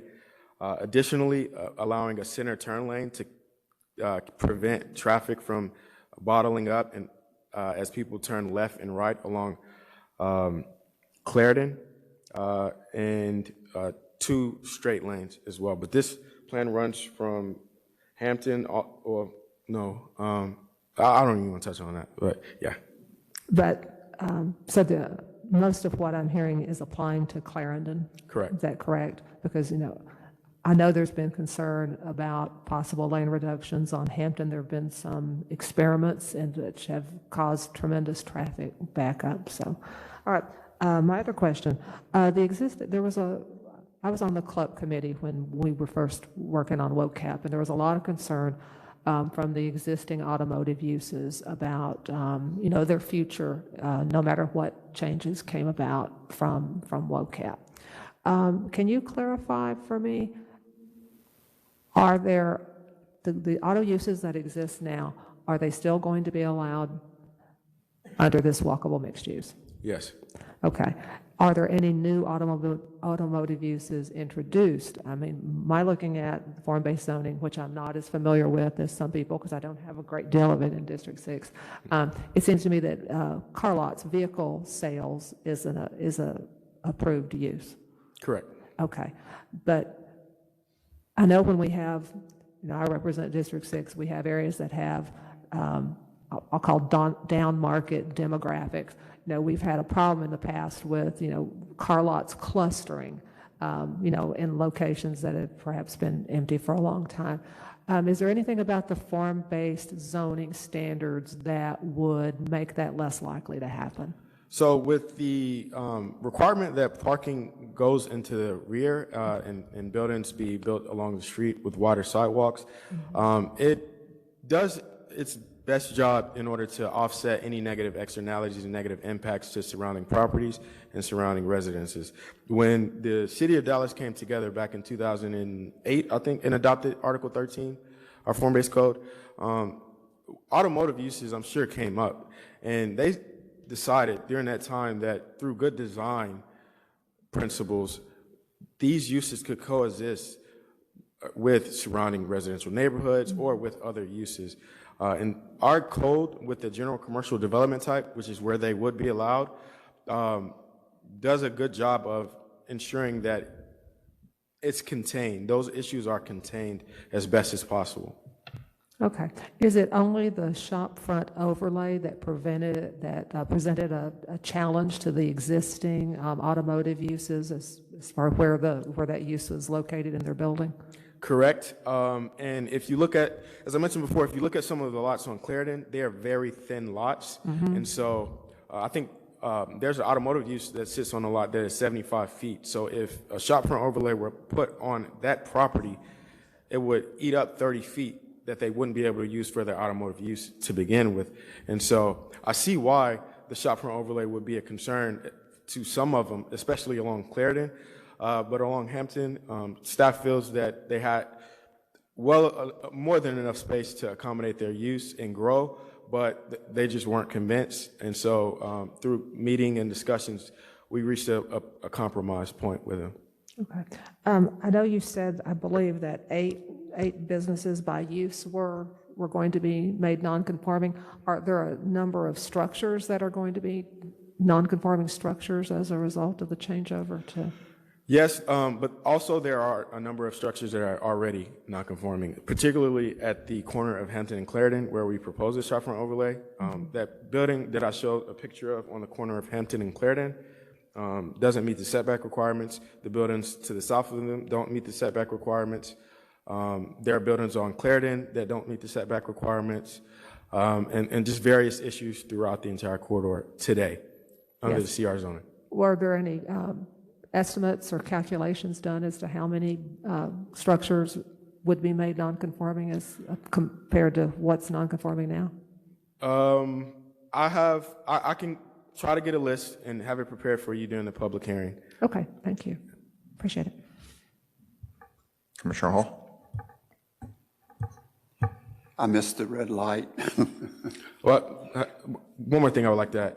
Although I can try to get a list for you, the most accurate way to determine if a property will become non-conforming or conforming is through an official survey. And so these will be just guesstimates. No, certainly. I just was looking at a ballpark number, a handful, dozens, whatever. Thank you. I apologize, I came in a bit late. The official name of this area is the Hampton Corridor District? Yes, sir, it was changed. It was originally the Hampton-Clarendon trolley stop, but people were under the impression that we were proposing a trolley stop for this area, and so we had to change the name, and so it is now known as the Hampton-Clarendon Corridor. Hampton-Clarendon Corridor, yes, okay. There's a large number of notifications that went out for this, 814, and we got 18 returns in response and 52 in opposition. Some of the opposition, I just wanted to ask you about that. The trolley came up. I was going to ask you, is there going to be a trolley here? No, sir. Okay, that explains that. The current height, do any buildings exceed 35 feet currently? No, sir. Okay. And is this viewed as a local neighborhood kind of destination, or is this perceived as a regional destination? Does this draw people in from great distances?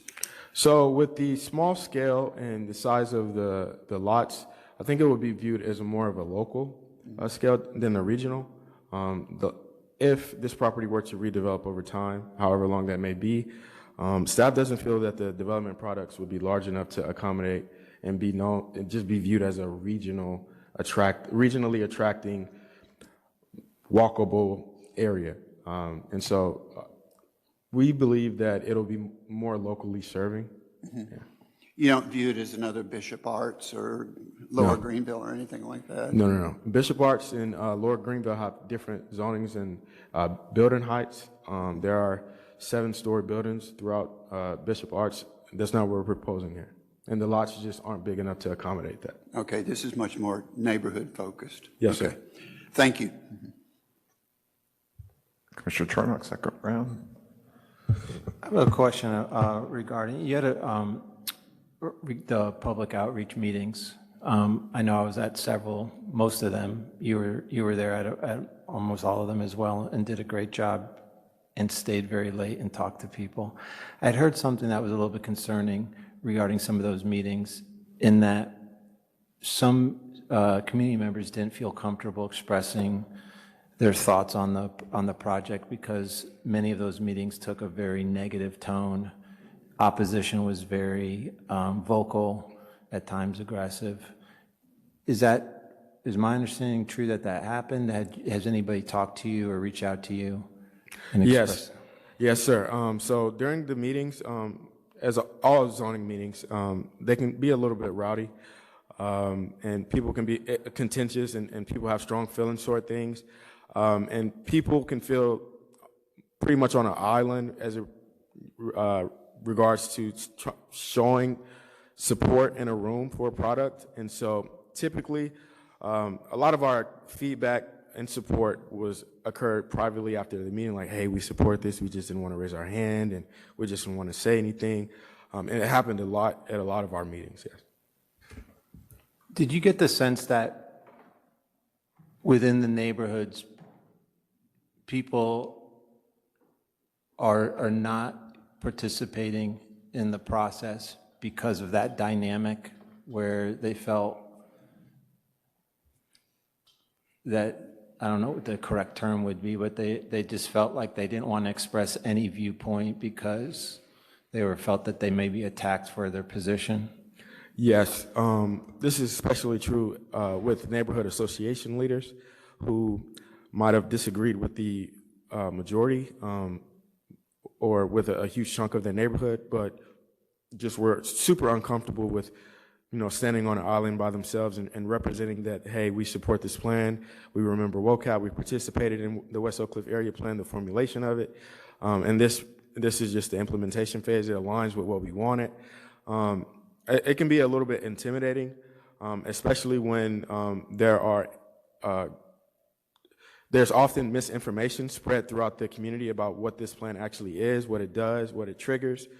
And it makes it difficult to actually solicit and get good feedback, and it makes it also difficult to get people to show up and verbally express their support for a zoning change.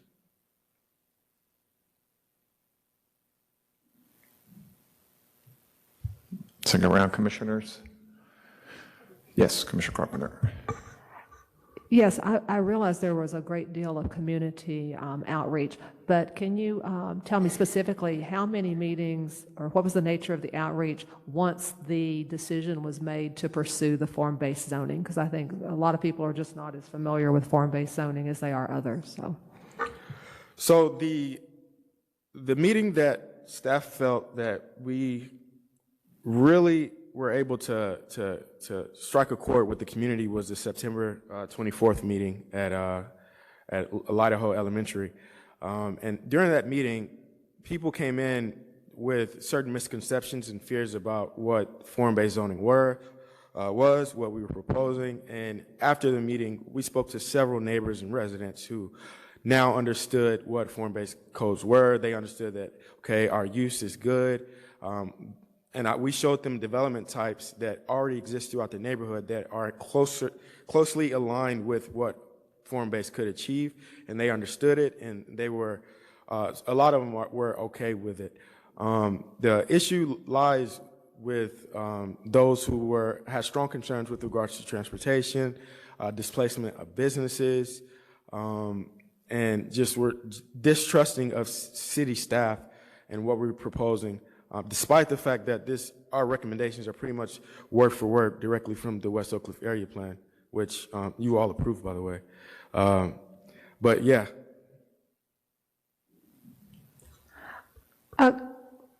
Well, thank you for that. Were there certain themes that the concerns and opposition circled around? I mean, was it height? Was it uses? Was it drive-throughs? Was it displacement, gentrification, multifamily? At first, it was displacement and concerns around the shopfront overlay. Then we limited the shopfront overlay to the corner, and it remained displacement. And then in our December meetings, there were strong concerns about the height. And there were individuals throughout the community who wanted to introduce a height overlay. And staff told them that a height overlay would it wouldn't necessarily do anything. It would be kind of redundant because the lots themselves just aren't that deep anyway. And we didn't predict that there would be these very tall, towering buildings to come into the Hampton-Clarendon corridor anyway. And so, yeah. Commissioner Seth Okot, Chief Planner. I worked on the project with JP, and I just wanted to respond to your question.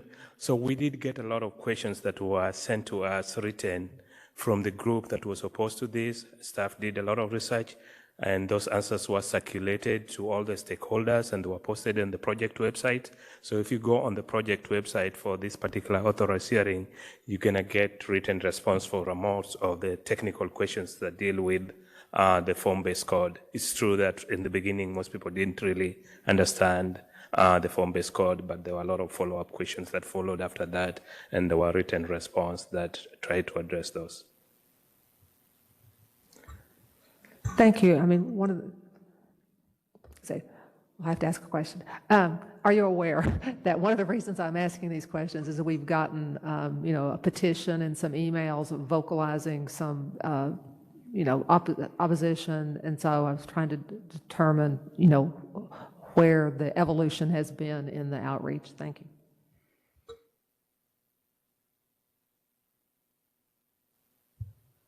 One last question for me. So, when we look at WNU3 and form-based code, it can be complex, as highlighted by Commissioner Chernock and Commissioner Carpenter. And, you addressed from a question for me before about the height. And so I'm hoping to kind of circle back a little bit. That, there are some constraints to what the zoning here is being proposed. One is, that we talked about before, is the RPS. And another one that you've mentioned a couple of times, but I just want for you to maybe drill down a little bit further, is the depth of the lots. I wonder if you could go through with that for us a little bit. Yeah, so part of the reason why, as I mentioned before, we kept out the two largest at the top is because they had enough depth to be able to maximize their height and build enough units to well exceed what the ideal goal would be for the community. But the lots that we incorporated, they just aren't big enough. And the largest lot on Hampton is approximately 164 feet based on the plat for the ones that we kept into the zoning. And that's just not enough to accommodate and to maximize the maximum height for this area. And can I just give my 2 cents? Please. Andrea Gillis, Planning and Development. The current height is 54 feet. So currently, the zoning allows up to 54 feet. The proposed zoning is a max cap at 50, and 3.5 stories. There isn't the 3.5 stories cap in the current CR. And so we're actually decreasing the height slightly. So I just wanted to point that out because I know there's been a lot of conversation about the height and concerns about that. This is already, it's slight, but we're not increasing the height on this at all. And in fact, again, going to also the inclusion of 3.5 stories, whereas in CR you could get up to 4. So I just wanted to reiterate that. Thank you. Thank you. So just to summarize, with the constraints of the setbacks and the RPS, there's just not enough depth in most of these lots to push the building back further, as far back as you can to reach that maximum height. Yes, sir. Thank you. Commissioner Turnock. I wonder, Ms. Gill can come back up just to kind of drill more down on Commissioner Hampton's inquiry about the evolution of the public input. I know you've followed this authorized hearing from its beginning. Could you talk a little bit about that? Sure, and I would say that, you know, the recommendation for form base was the recommendation coming out of the gate. So that was part of the discussion from the very beginning of the conversation. And yes, it is complex, right? There's a lot of information and a lot to digest. I think JP did a really good job through the series of meetings, making it digestible and then responding to those particular questions. I think I was at the September meeting that he talked about, and I heard some of the same feedback where it was kind of like an aha moment for folks that they were starting to get it, the form base and why that recommendation. I will also say that I don't know that JP mentioned this, but it wasn't just these community meetings and the response and the back and forth. I mean, JP basically block walked the entire thing multiple times. I actually was like, maybe you should put your map tracker in as a, you know, and so he really did try to, you know, go above and beyond to make sure that people were understanding this, knowing that it is a complex issue, or it can feel complex, because there are a lot more components to it from a design perspective versus just the use. So I think that there were a lot of different avenues that we tried to go back and forth between, okay, we understand that there's concerns with drive-throughs. Okay, we understand there's concerns with housing.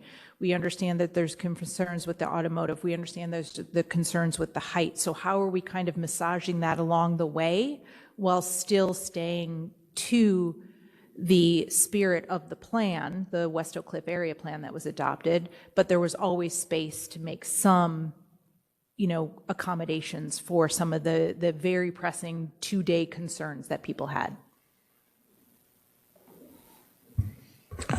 Any other questions, commissioners? Excellent. Yes, Commissioner Crawford. Sorry. No worries. Back to the height issue. Were the neighborhood concerns about height mostly driven by the possibility that under this form-based zoning, you'd get the possibility for you know, infill, multifamily that would be built traditionally higher than the development pattern that you see with CR, because although we understand that technically 54 feet is allowed, it's rare that anything goes over 2 stories. So was that kind of the crux of the concern? Yes. But the feeling is that except for the Tom Thumb site and possibly the site across the street from Tom Thumb, most of those other lots are so shallow that there really isn't a possibility for any kind of residential to get anywhere close to that. Exactly. All right, thank you. Thank you. Thank you very much. Excellent job, JP. Commissioners, let's go back to case number, I think it was 11. Yes, number 11, D13.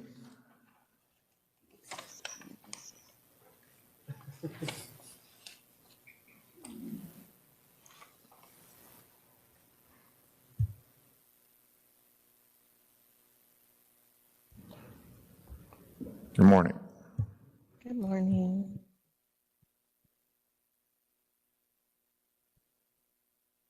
Okay. Item number 11 is Z234333, and it's for 7979 Inwood Road. It's a new SUP for an alcohol beverage establishment limited to a bar, lounge, Tavern. It's zone CR, and the request is for a 3-year time period and located on the west line of Inwood Road, north of Lovers Lane in District 13. This is a location map, aerial view, surrounding uses. And 1 second, because it froze. Okay, this is on site. It used to be a chiropractic facility. This is on site looking east, on site looking down the pedestrian alley, looking north. This is the site plan. Right here is the suite. This is the enlarged view. Here's the suite. These are the proposed conditions. This item was held twice, and we worked with the commissioner to get these 2 conditions added. For the amplified sound, there will be no outside speakers, and the hours of operation will be from 4 p.m. to 1 a.m. the next day. Yeah. And staff recommendation is approval, subject to the site plan and conditions.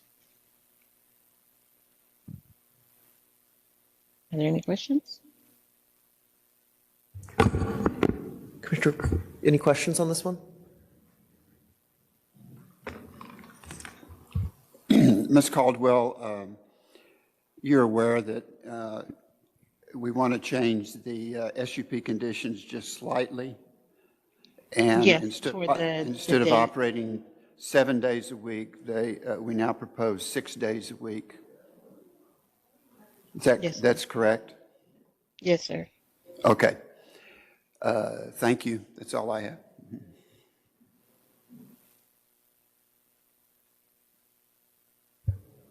Any other questions, commissioners? Okay, let's take a 5-minute break, go get warmed up in the back, maybe thaw out a little bit, and then we'll come back and do the parking discussion if there are any questions on that.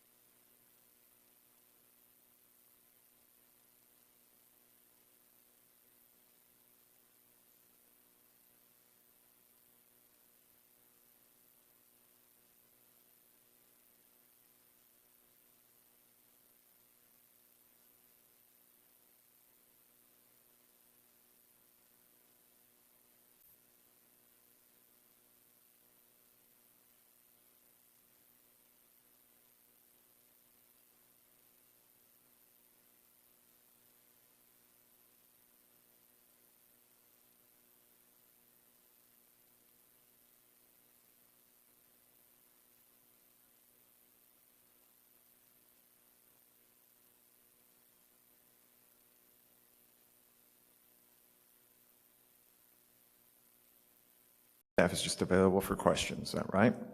That's correct. We have received some commissioner comment, and I think the idea was just to present that as sort of an update to the conversation, and so I have it ready to present on the screen if we want to go through those items. Excellent. Commissioners, so questions? Commissioner Hampton. You can have more than that. Take your time.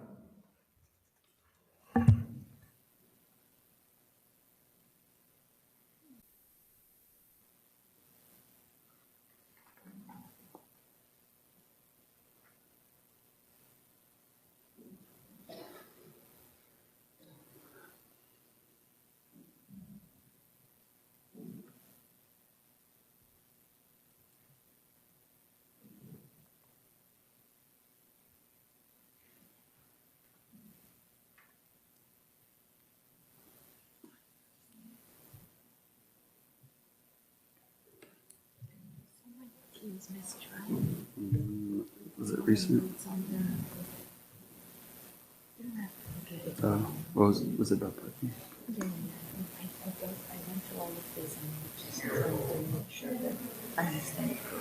Okay. I don't see anything. Thank you, Mr. Chair.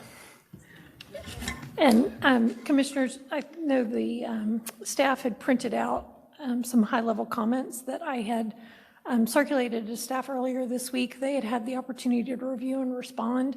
There's really, I think, 3 large buckets that these all get reduced into, even though it looks like it's very long.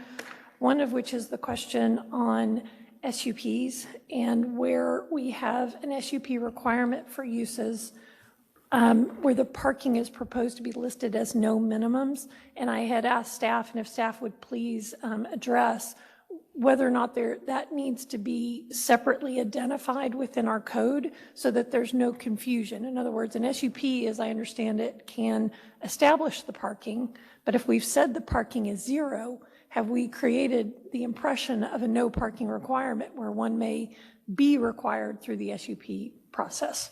So, thank you, staff. Sure. Short story is yes, and this is in consultation with the city attorney's office, and so I'd like to invite Laura Morrison to also weigh in, but I think in general, the SUP has the ability to enact a more restrictive parking requirement than what base code would allow, so I'd like to turn it over to Laura Morrison.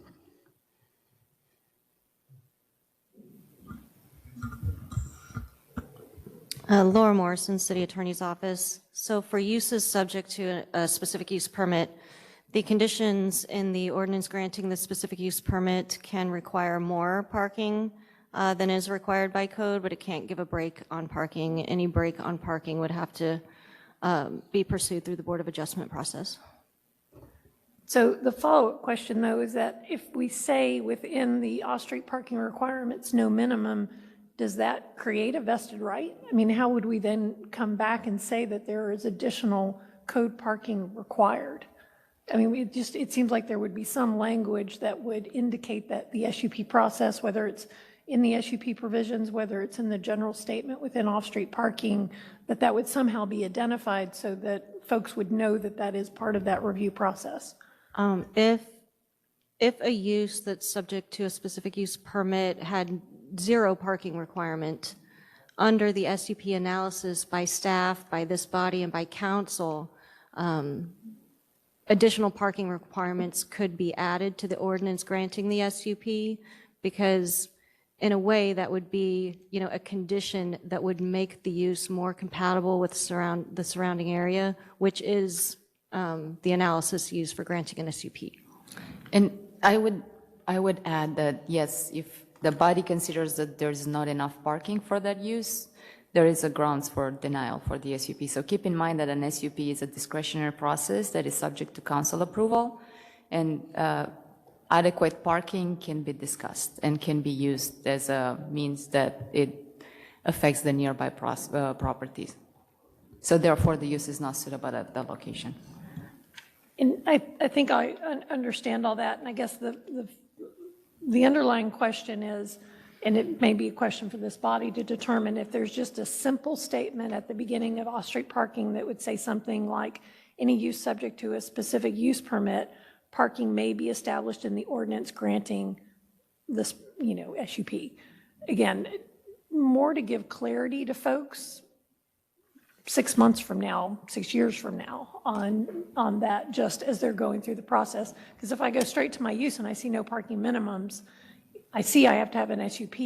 I don't know that that's immediately going to trigger, because we haven't had to have that as a regular part of the process, because typically there have been minimums. And I understand we sometimes vary that in the SUP, and we've done that, but we've always started from a base where we're talking about no longer having that. So I'm just trying to look ahead to provide clarity for the future.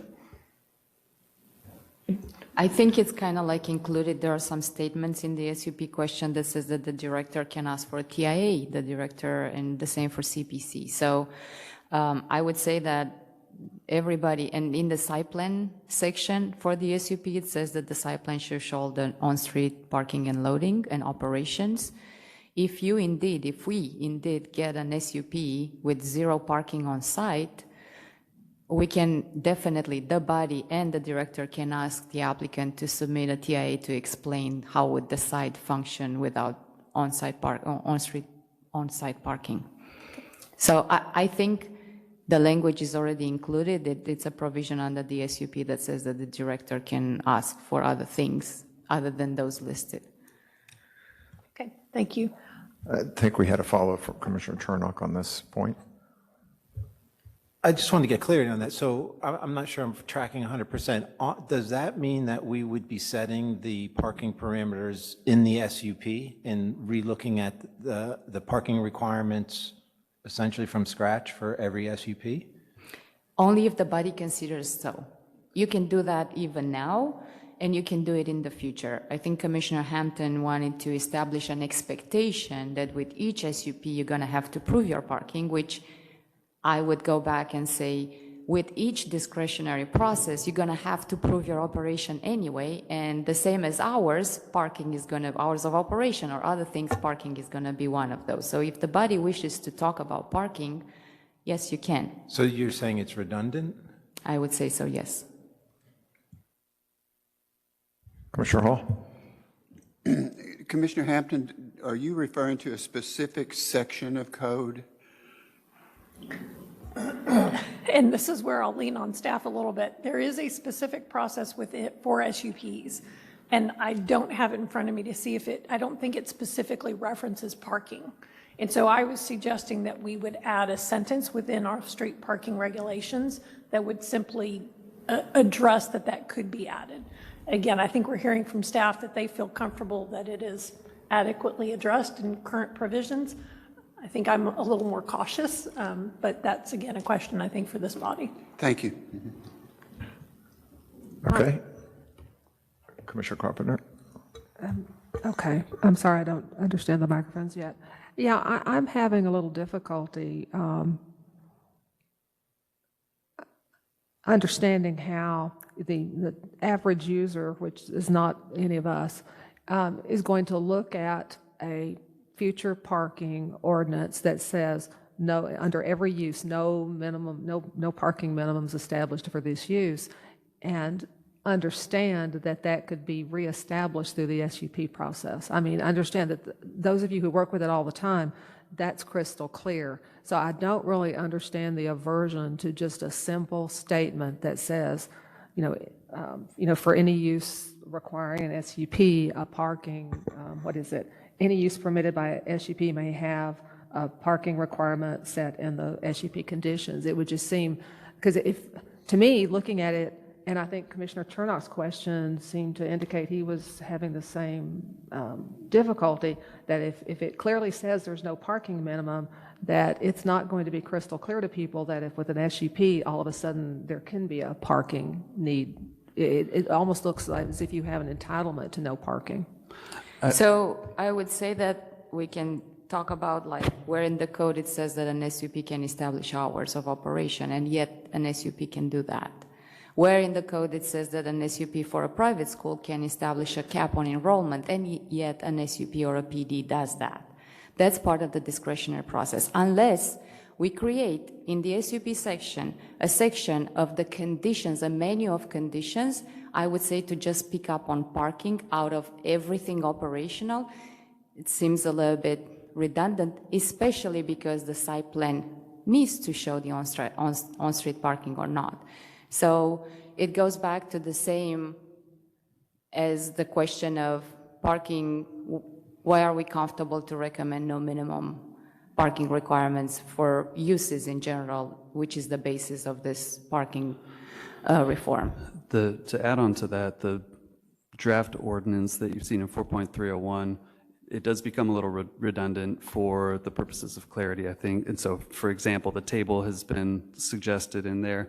That's for communication's sake. There are provisions before that that are restating some of what's in the 4.200, land uses 4.100. And so there's precedent for a statement like this. We're not changing policy, and people will look at the code, see 4.301, understand that that's where parking provisions are. And so I think there's room for a statement like this. Commissioner Turnock. So when we think of, here we go. When we think about this in practice, I mean, often many of our applicants are working with the zoning consultant, and presumably the zoning consultant is going to brief them on exactly what's to be expected. For the applicants that don't work with the zoning consultant, when they reach out, what's sort of typical protocol when somebody reaches out to the city and you're explaining the SUP process? Would this be something that would be discussed? Yeah, we do at intake. We do have conversations with the applicants, and then the case planner usually asks all these questions as part of our review process. Again, as I said, it's not just parking. That's what we do. We look at, okay, this use, what would we typically, how is your operation? Do we need to add other conditions? So that's the work and the review that staff does with the applicant, regardless of them having a representative or not.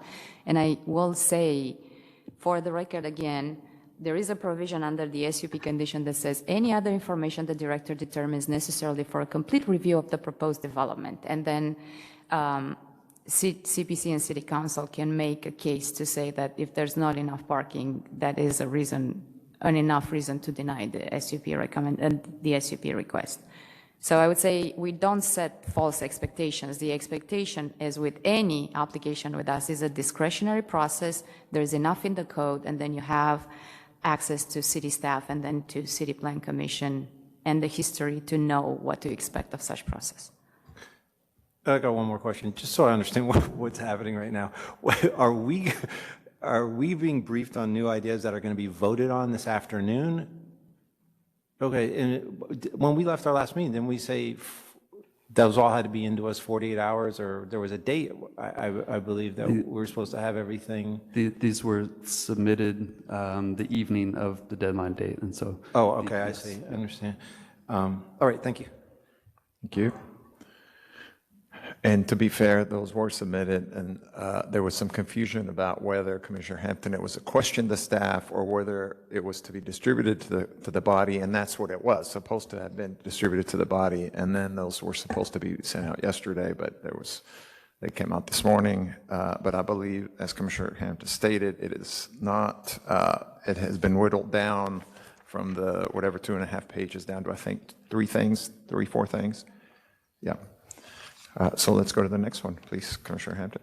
And I'll just, so that the group knows, I'd asked the question about agricultural districts, just because we've had a number of those requests come through where they were changing use, and just to, again, re-verify what I think all of us know, that if the use changes, it will be subject to whatever the development requirements are for that use. So I just had wanted to make sure I was clear on that.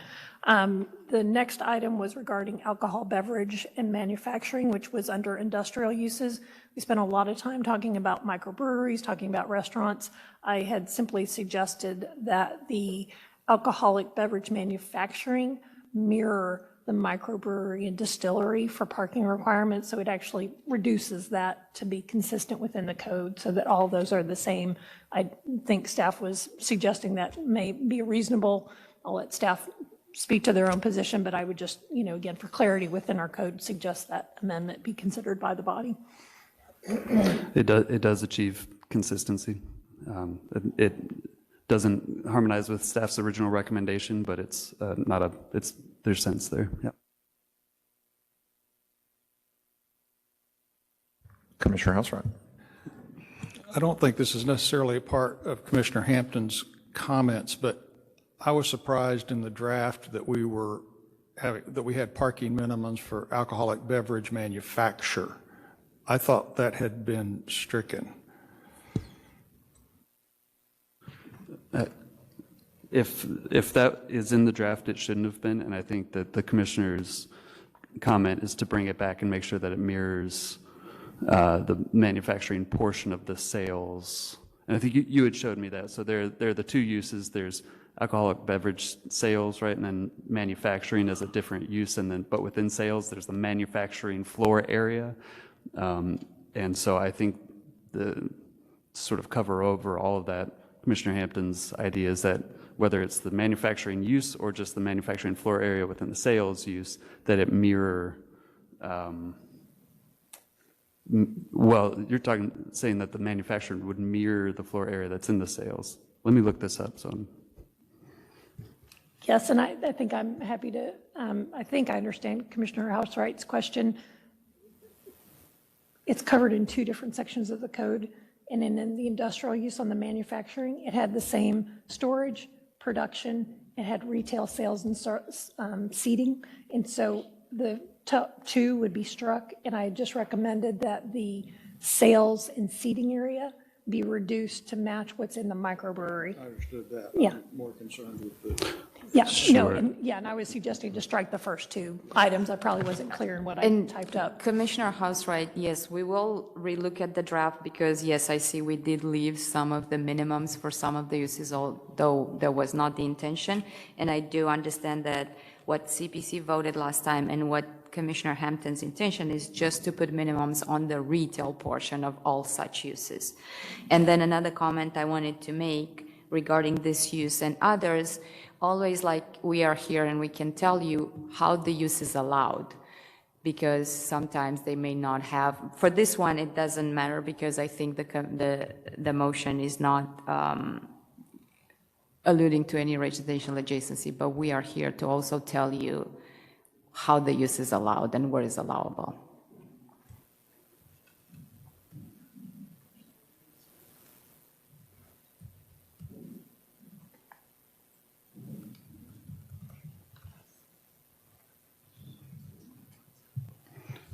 Okay, Commissioners, Commissioner Hampton.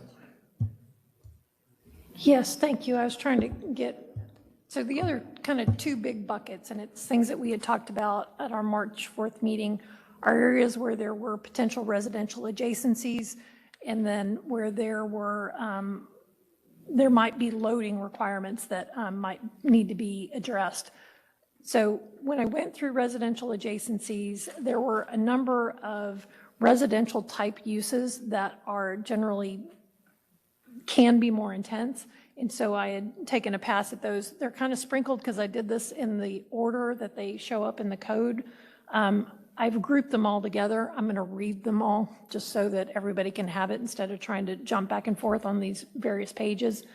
So there's a group residential facility, handicap group dwelling unit, residential hotel, lodging or boarding house, and then within the warehouse, distribution and storage, auto auction, contractor's maintenance yard, mini warehouse, and warehouse. Within retail and personal service uses, there's auto service center, general merchandise over 100,000 square feet, vehicle display, sales and service. And my suggestion to the body and my question to staff was whether or not those would also be considered for residential adjacency, primarily to do with the more intense uses. And on, the ones that are more residentially focused, I have a number of those in my district. It's not saying that it will require a parking, it's that it should be evaluated about whether it should be required. And I can certainly speak to auto service center and vehicle displays and service. I have multiple areas in my district where those are in immediate proximity to residential districts, sometimes without an even alley separation. That one to me seems like a very clear intent of our discussion, that those would have been captured for the residential adjacency. So with that, if staff wants to respond, I think you had suggested it needed to just be a consideration of the body on that recommendation, but I don't know if other commissioners have comments or thoughts. Staff response before we have a follow-up question. Yes, as I said, I know you went through those. I just want to, if we want to take them one by one, there are some uses that are allowed only by SUP anyway. So I would suggest that the uses that are allowed only by SUP anyway, to let the SUP govern. Also, like, keep in mind, and I think, if not, that didn't we last time say that all vehicle that are being serviced should be parked on site anyway? So maybe a statement like that will also help, because sometimes it's not just about the ratio, it's about the overspill. So I think that's a better enforcement mechanism. But I know last time your motion, Commissioner Carpenter, said to include that language. Was it for all vehicle-related uses in all sections of the code, or just in industrial and commercial? I'm sorry, can you clarify the question? I'm thinking about too many things at once. I did want to say that while we did add specific language to auto service center, vehicle or engine repair, maintenance, and heavy machinery, whatever the rest of that is, I think we didn't get vehicle display sales and service about accommodating. Yes. So I think that language does need to be added there. Okay, so I was going to read. Your motion was, Okay. and I'm not going to, the first part was to keep requirements for commercial and business service uses and industrial uses that are contiguous to single family. So we'll leave that aside. And then you also said, and for any commercial and business service uses and industrial uses that service vehicles, all customer vehicles being serviced must be parked on site. So I was going to say maybe a language like that to expand it for vehicle-related uses throughout the uses in the code. Yes, I think rather that- than just putting a ratio. Yes, thank you. Vice Chair Rubin. Thank you. Getting feedback? Someone else on? Okay. I think between Commissioner Carpenter and Dr. Utreya, we covered my first question about whether we could say those uses need to be parked on site rather than imposing a ratio. I did have a question about general merchandise, over X number of square feet and how that would work out in practicality. I'm thinking of the, shopping center probably closest to where I live at Mockingbird in Abrams. There are a couple of, grocery stores on two of the four corners there. And I believe those shopping centers abut, residential neighborhoods behind them. And I assume they're over X number of square feet. Would that then impose parking minimums on shopping centers like that are next to residential? Yes. Yes. So that's why our recommendation was not to add it in. I will also, it depends. If the general merchandise or food store is over 100,000, so think of your typical Costco or Sam's, right? Those are usually, and that's why we created this type of use. Keep in mind, this type of use is allowed only in RR, and it is by SUP in other retail districts. So and in fact, we will have RR immediately adjacent. Yes, it will impose a ratio. In our experience, and you will see that's why the code actually added design standards for this type of use, because this type of uses are almost always overparked. So we would like actually to encourage a mix of uses where you have an anchor like that. So our recommendation would be to not impose a parking ratio on this type of use, because these are the shopping corridors that we actually want to make sure that they have more uses. Okay, thank you.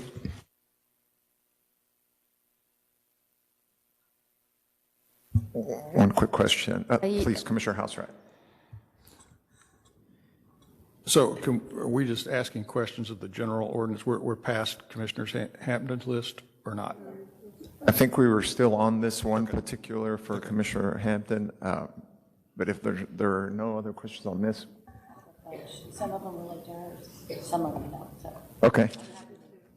Okay, then just back to Commissioner Hampton. We have a new two-pager, And so are these all going to be motions, or are these all things that we want to just talk about, or what are these? Because I see that one on the second page would need a reconsideration of something we already voted on. I believe that motion was withdrawn on the paid parking. I don't think we ever voted, if I remember correctly, but I'm happy to discuss that offline with the city attorney. So these will all be to confirm that. motions? Well, I'm trying to get a sense of where folks are at. And my general intent was to try and align it with our discussion on March 4th, not try to have new conversations. So I'm happy to speak offline if there's considerations there. Well, no, I think this is very helpful, but I think for this afternoon, it would be even more helpful if we have actual motions to read before we even discuss it. So if these are going to turn into motions, let's read those motions as well. So if we could have staff maybe help Commissioner Hampton, whatever we decide to, or whatever you decide to turn into a motion, to go ahead and have that language. That way we're not making it up on the spot, and then we have to stop and try to interpret it and see what the unintended consequences could be. So Commissioner Hampton, you have the floor. And it has been shared with Ms. Morrison, and I will ensure that we have those. Thank you so tidied up. much.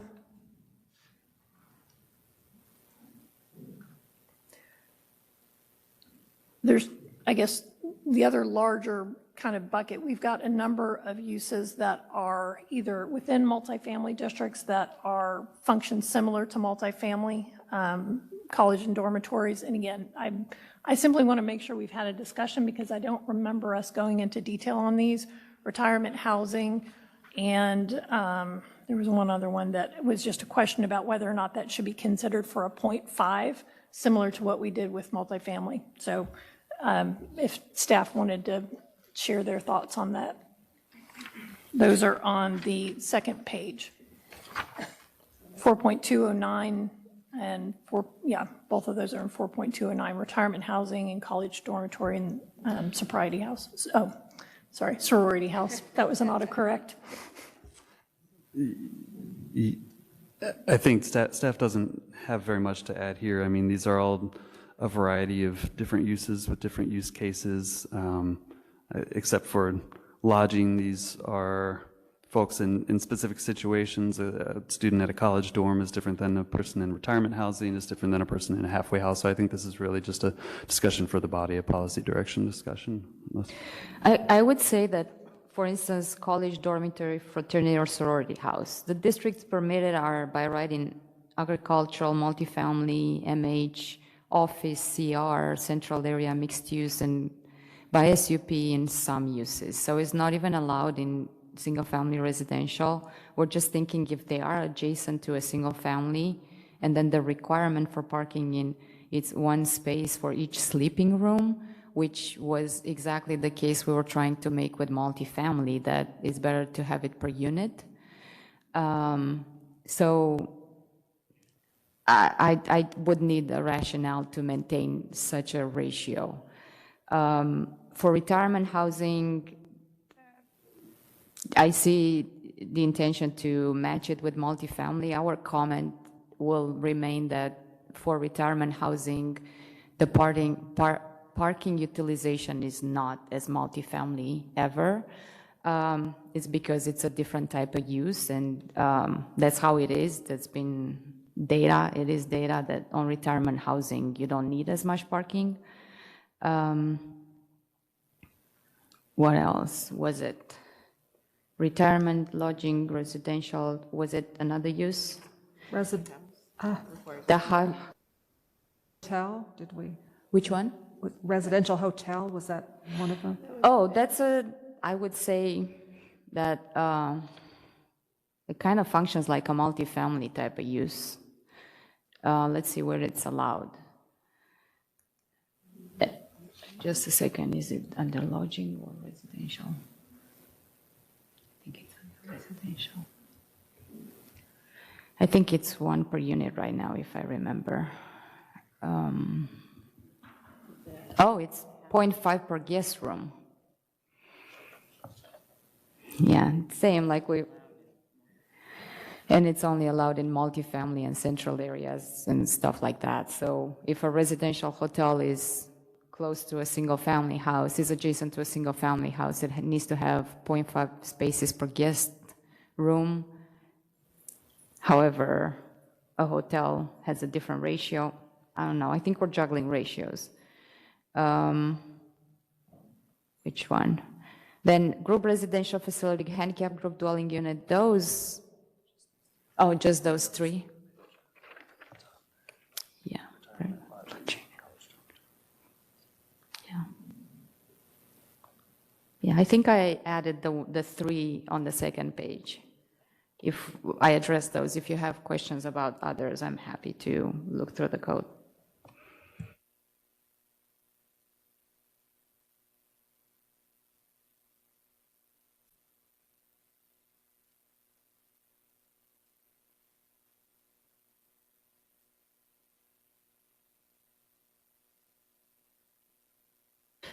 I understand the question to be about those three uses: retirement housing, lodging, and college dormitory fraternity and sorority.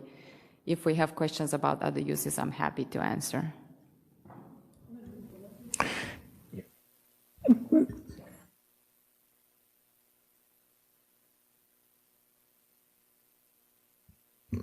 I know we have lots of items to discuss. Why don't we go ahead and take our lunch break and conclude the briefing for the morning portion. We'll come back and begin the hearing with this piece. We'll take our time and go through all the items. 12:15, we'll take our 30-minute lunch break. That concludes the briefing of the Dallas City Plan Commission.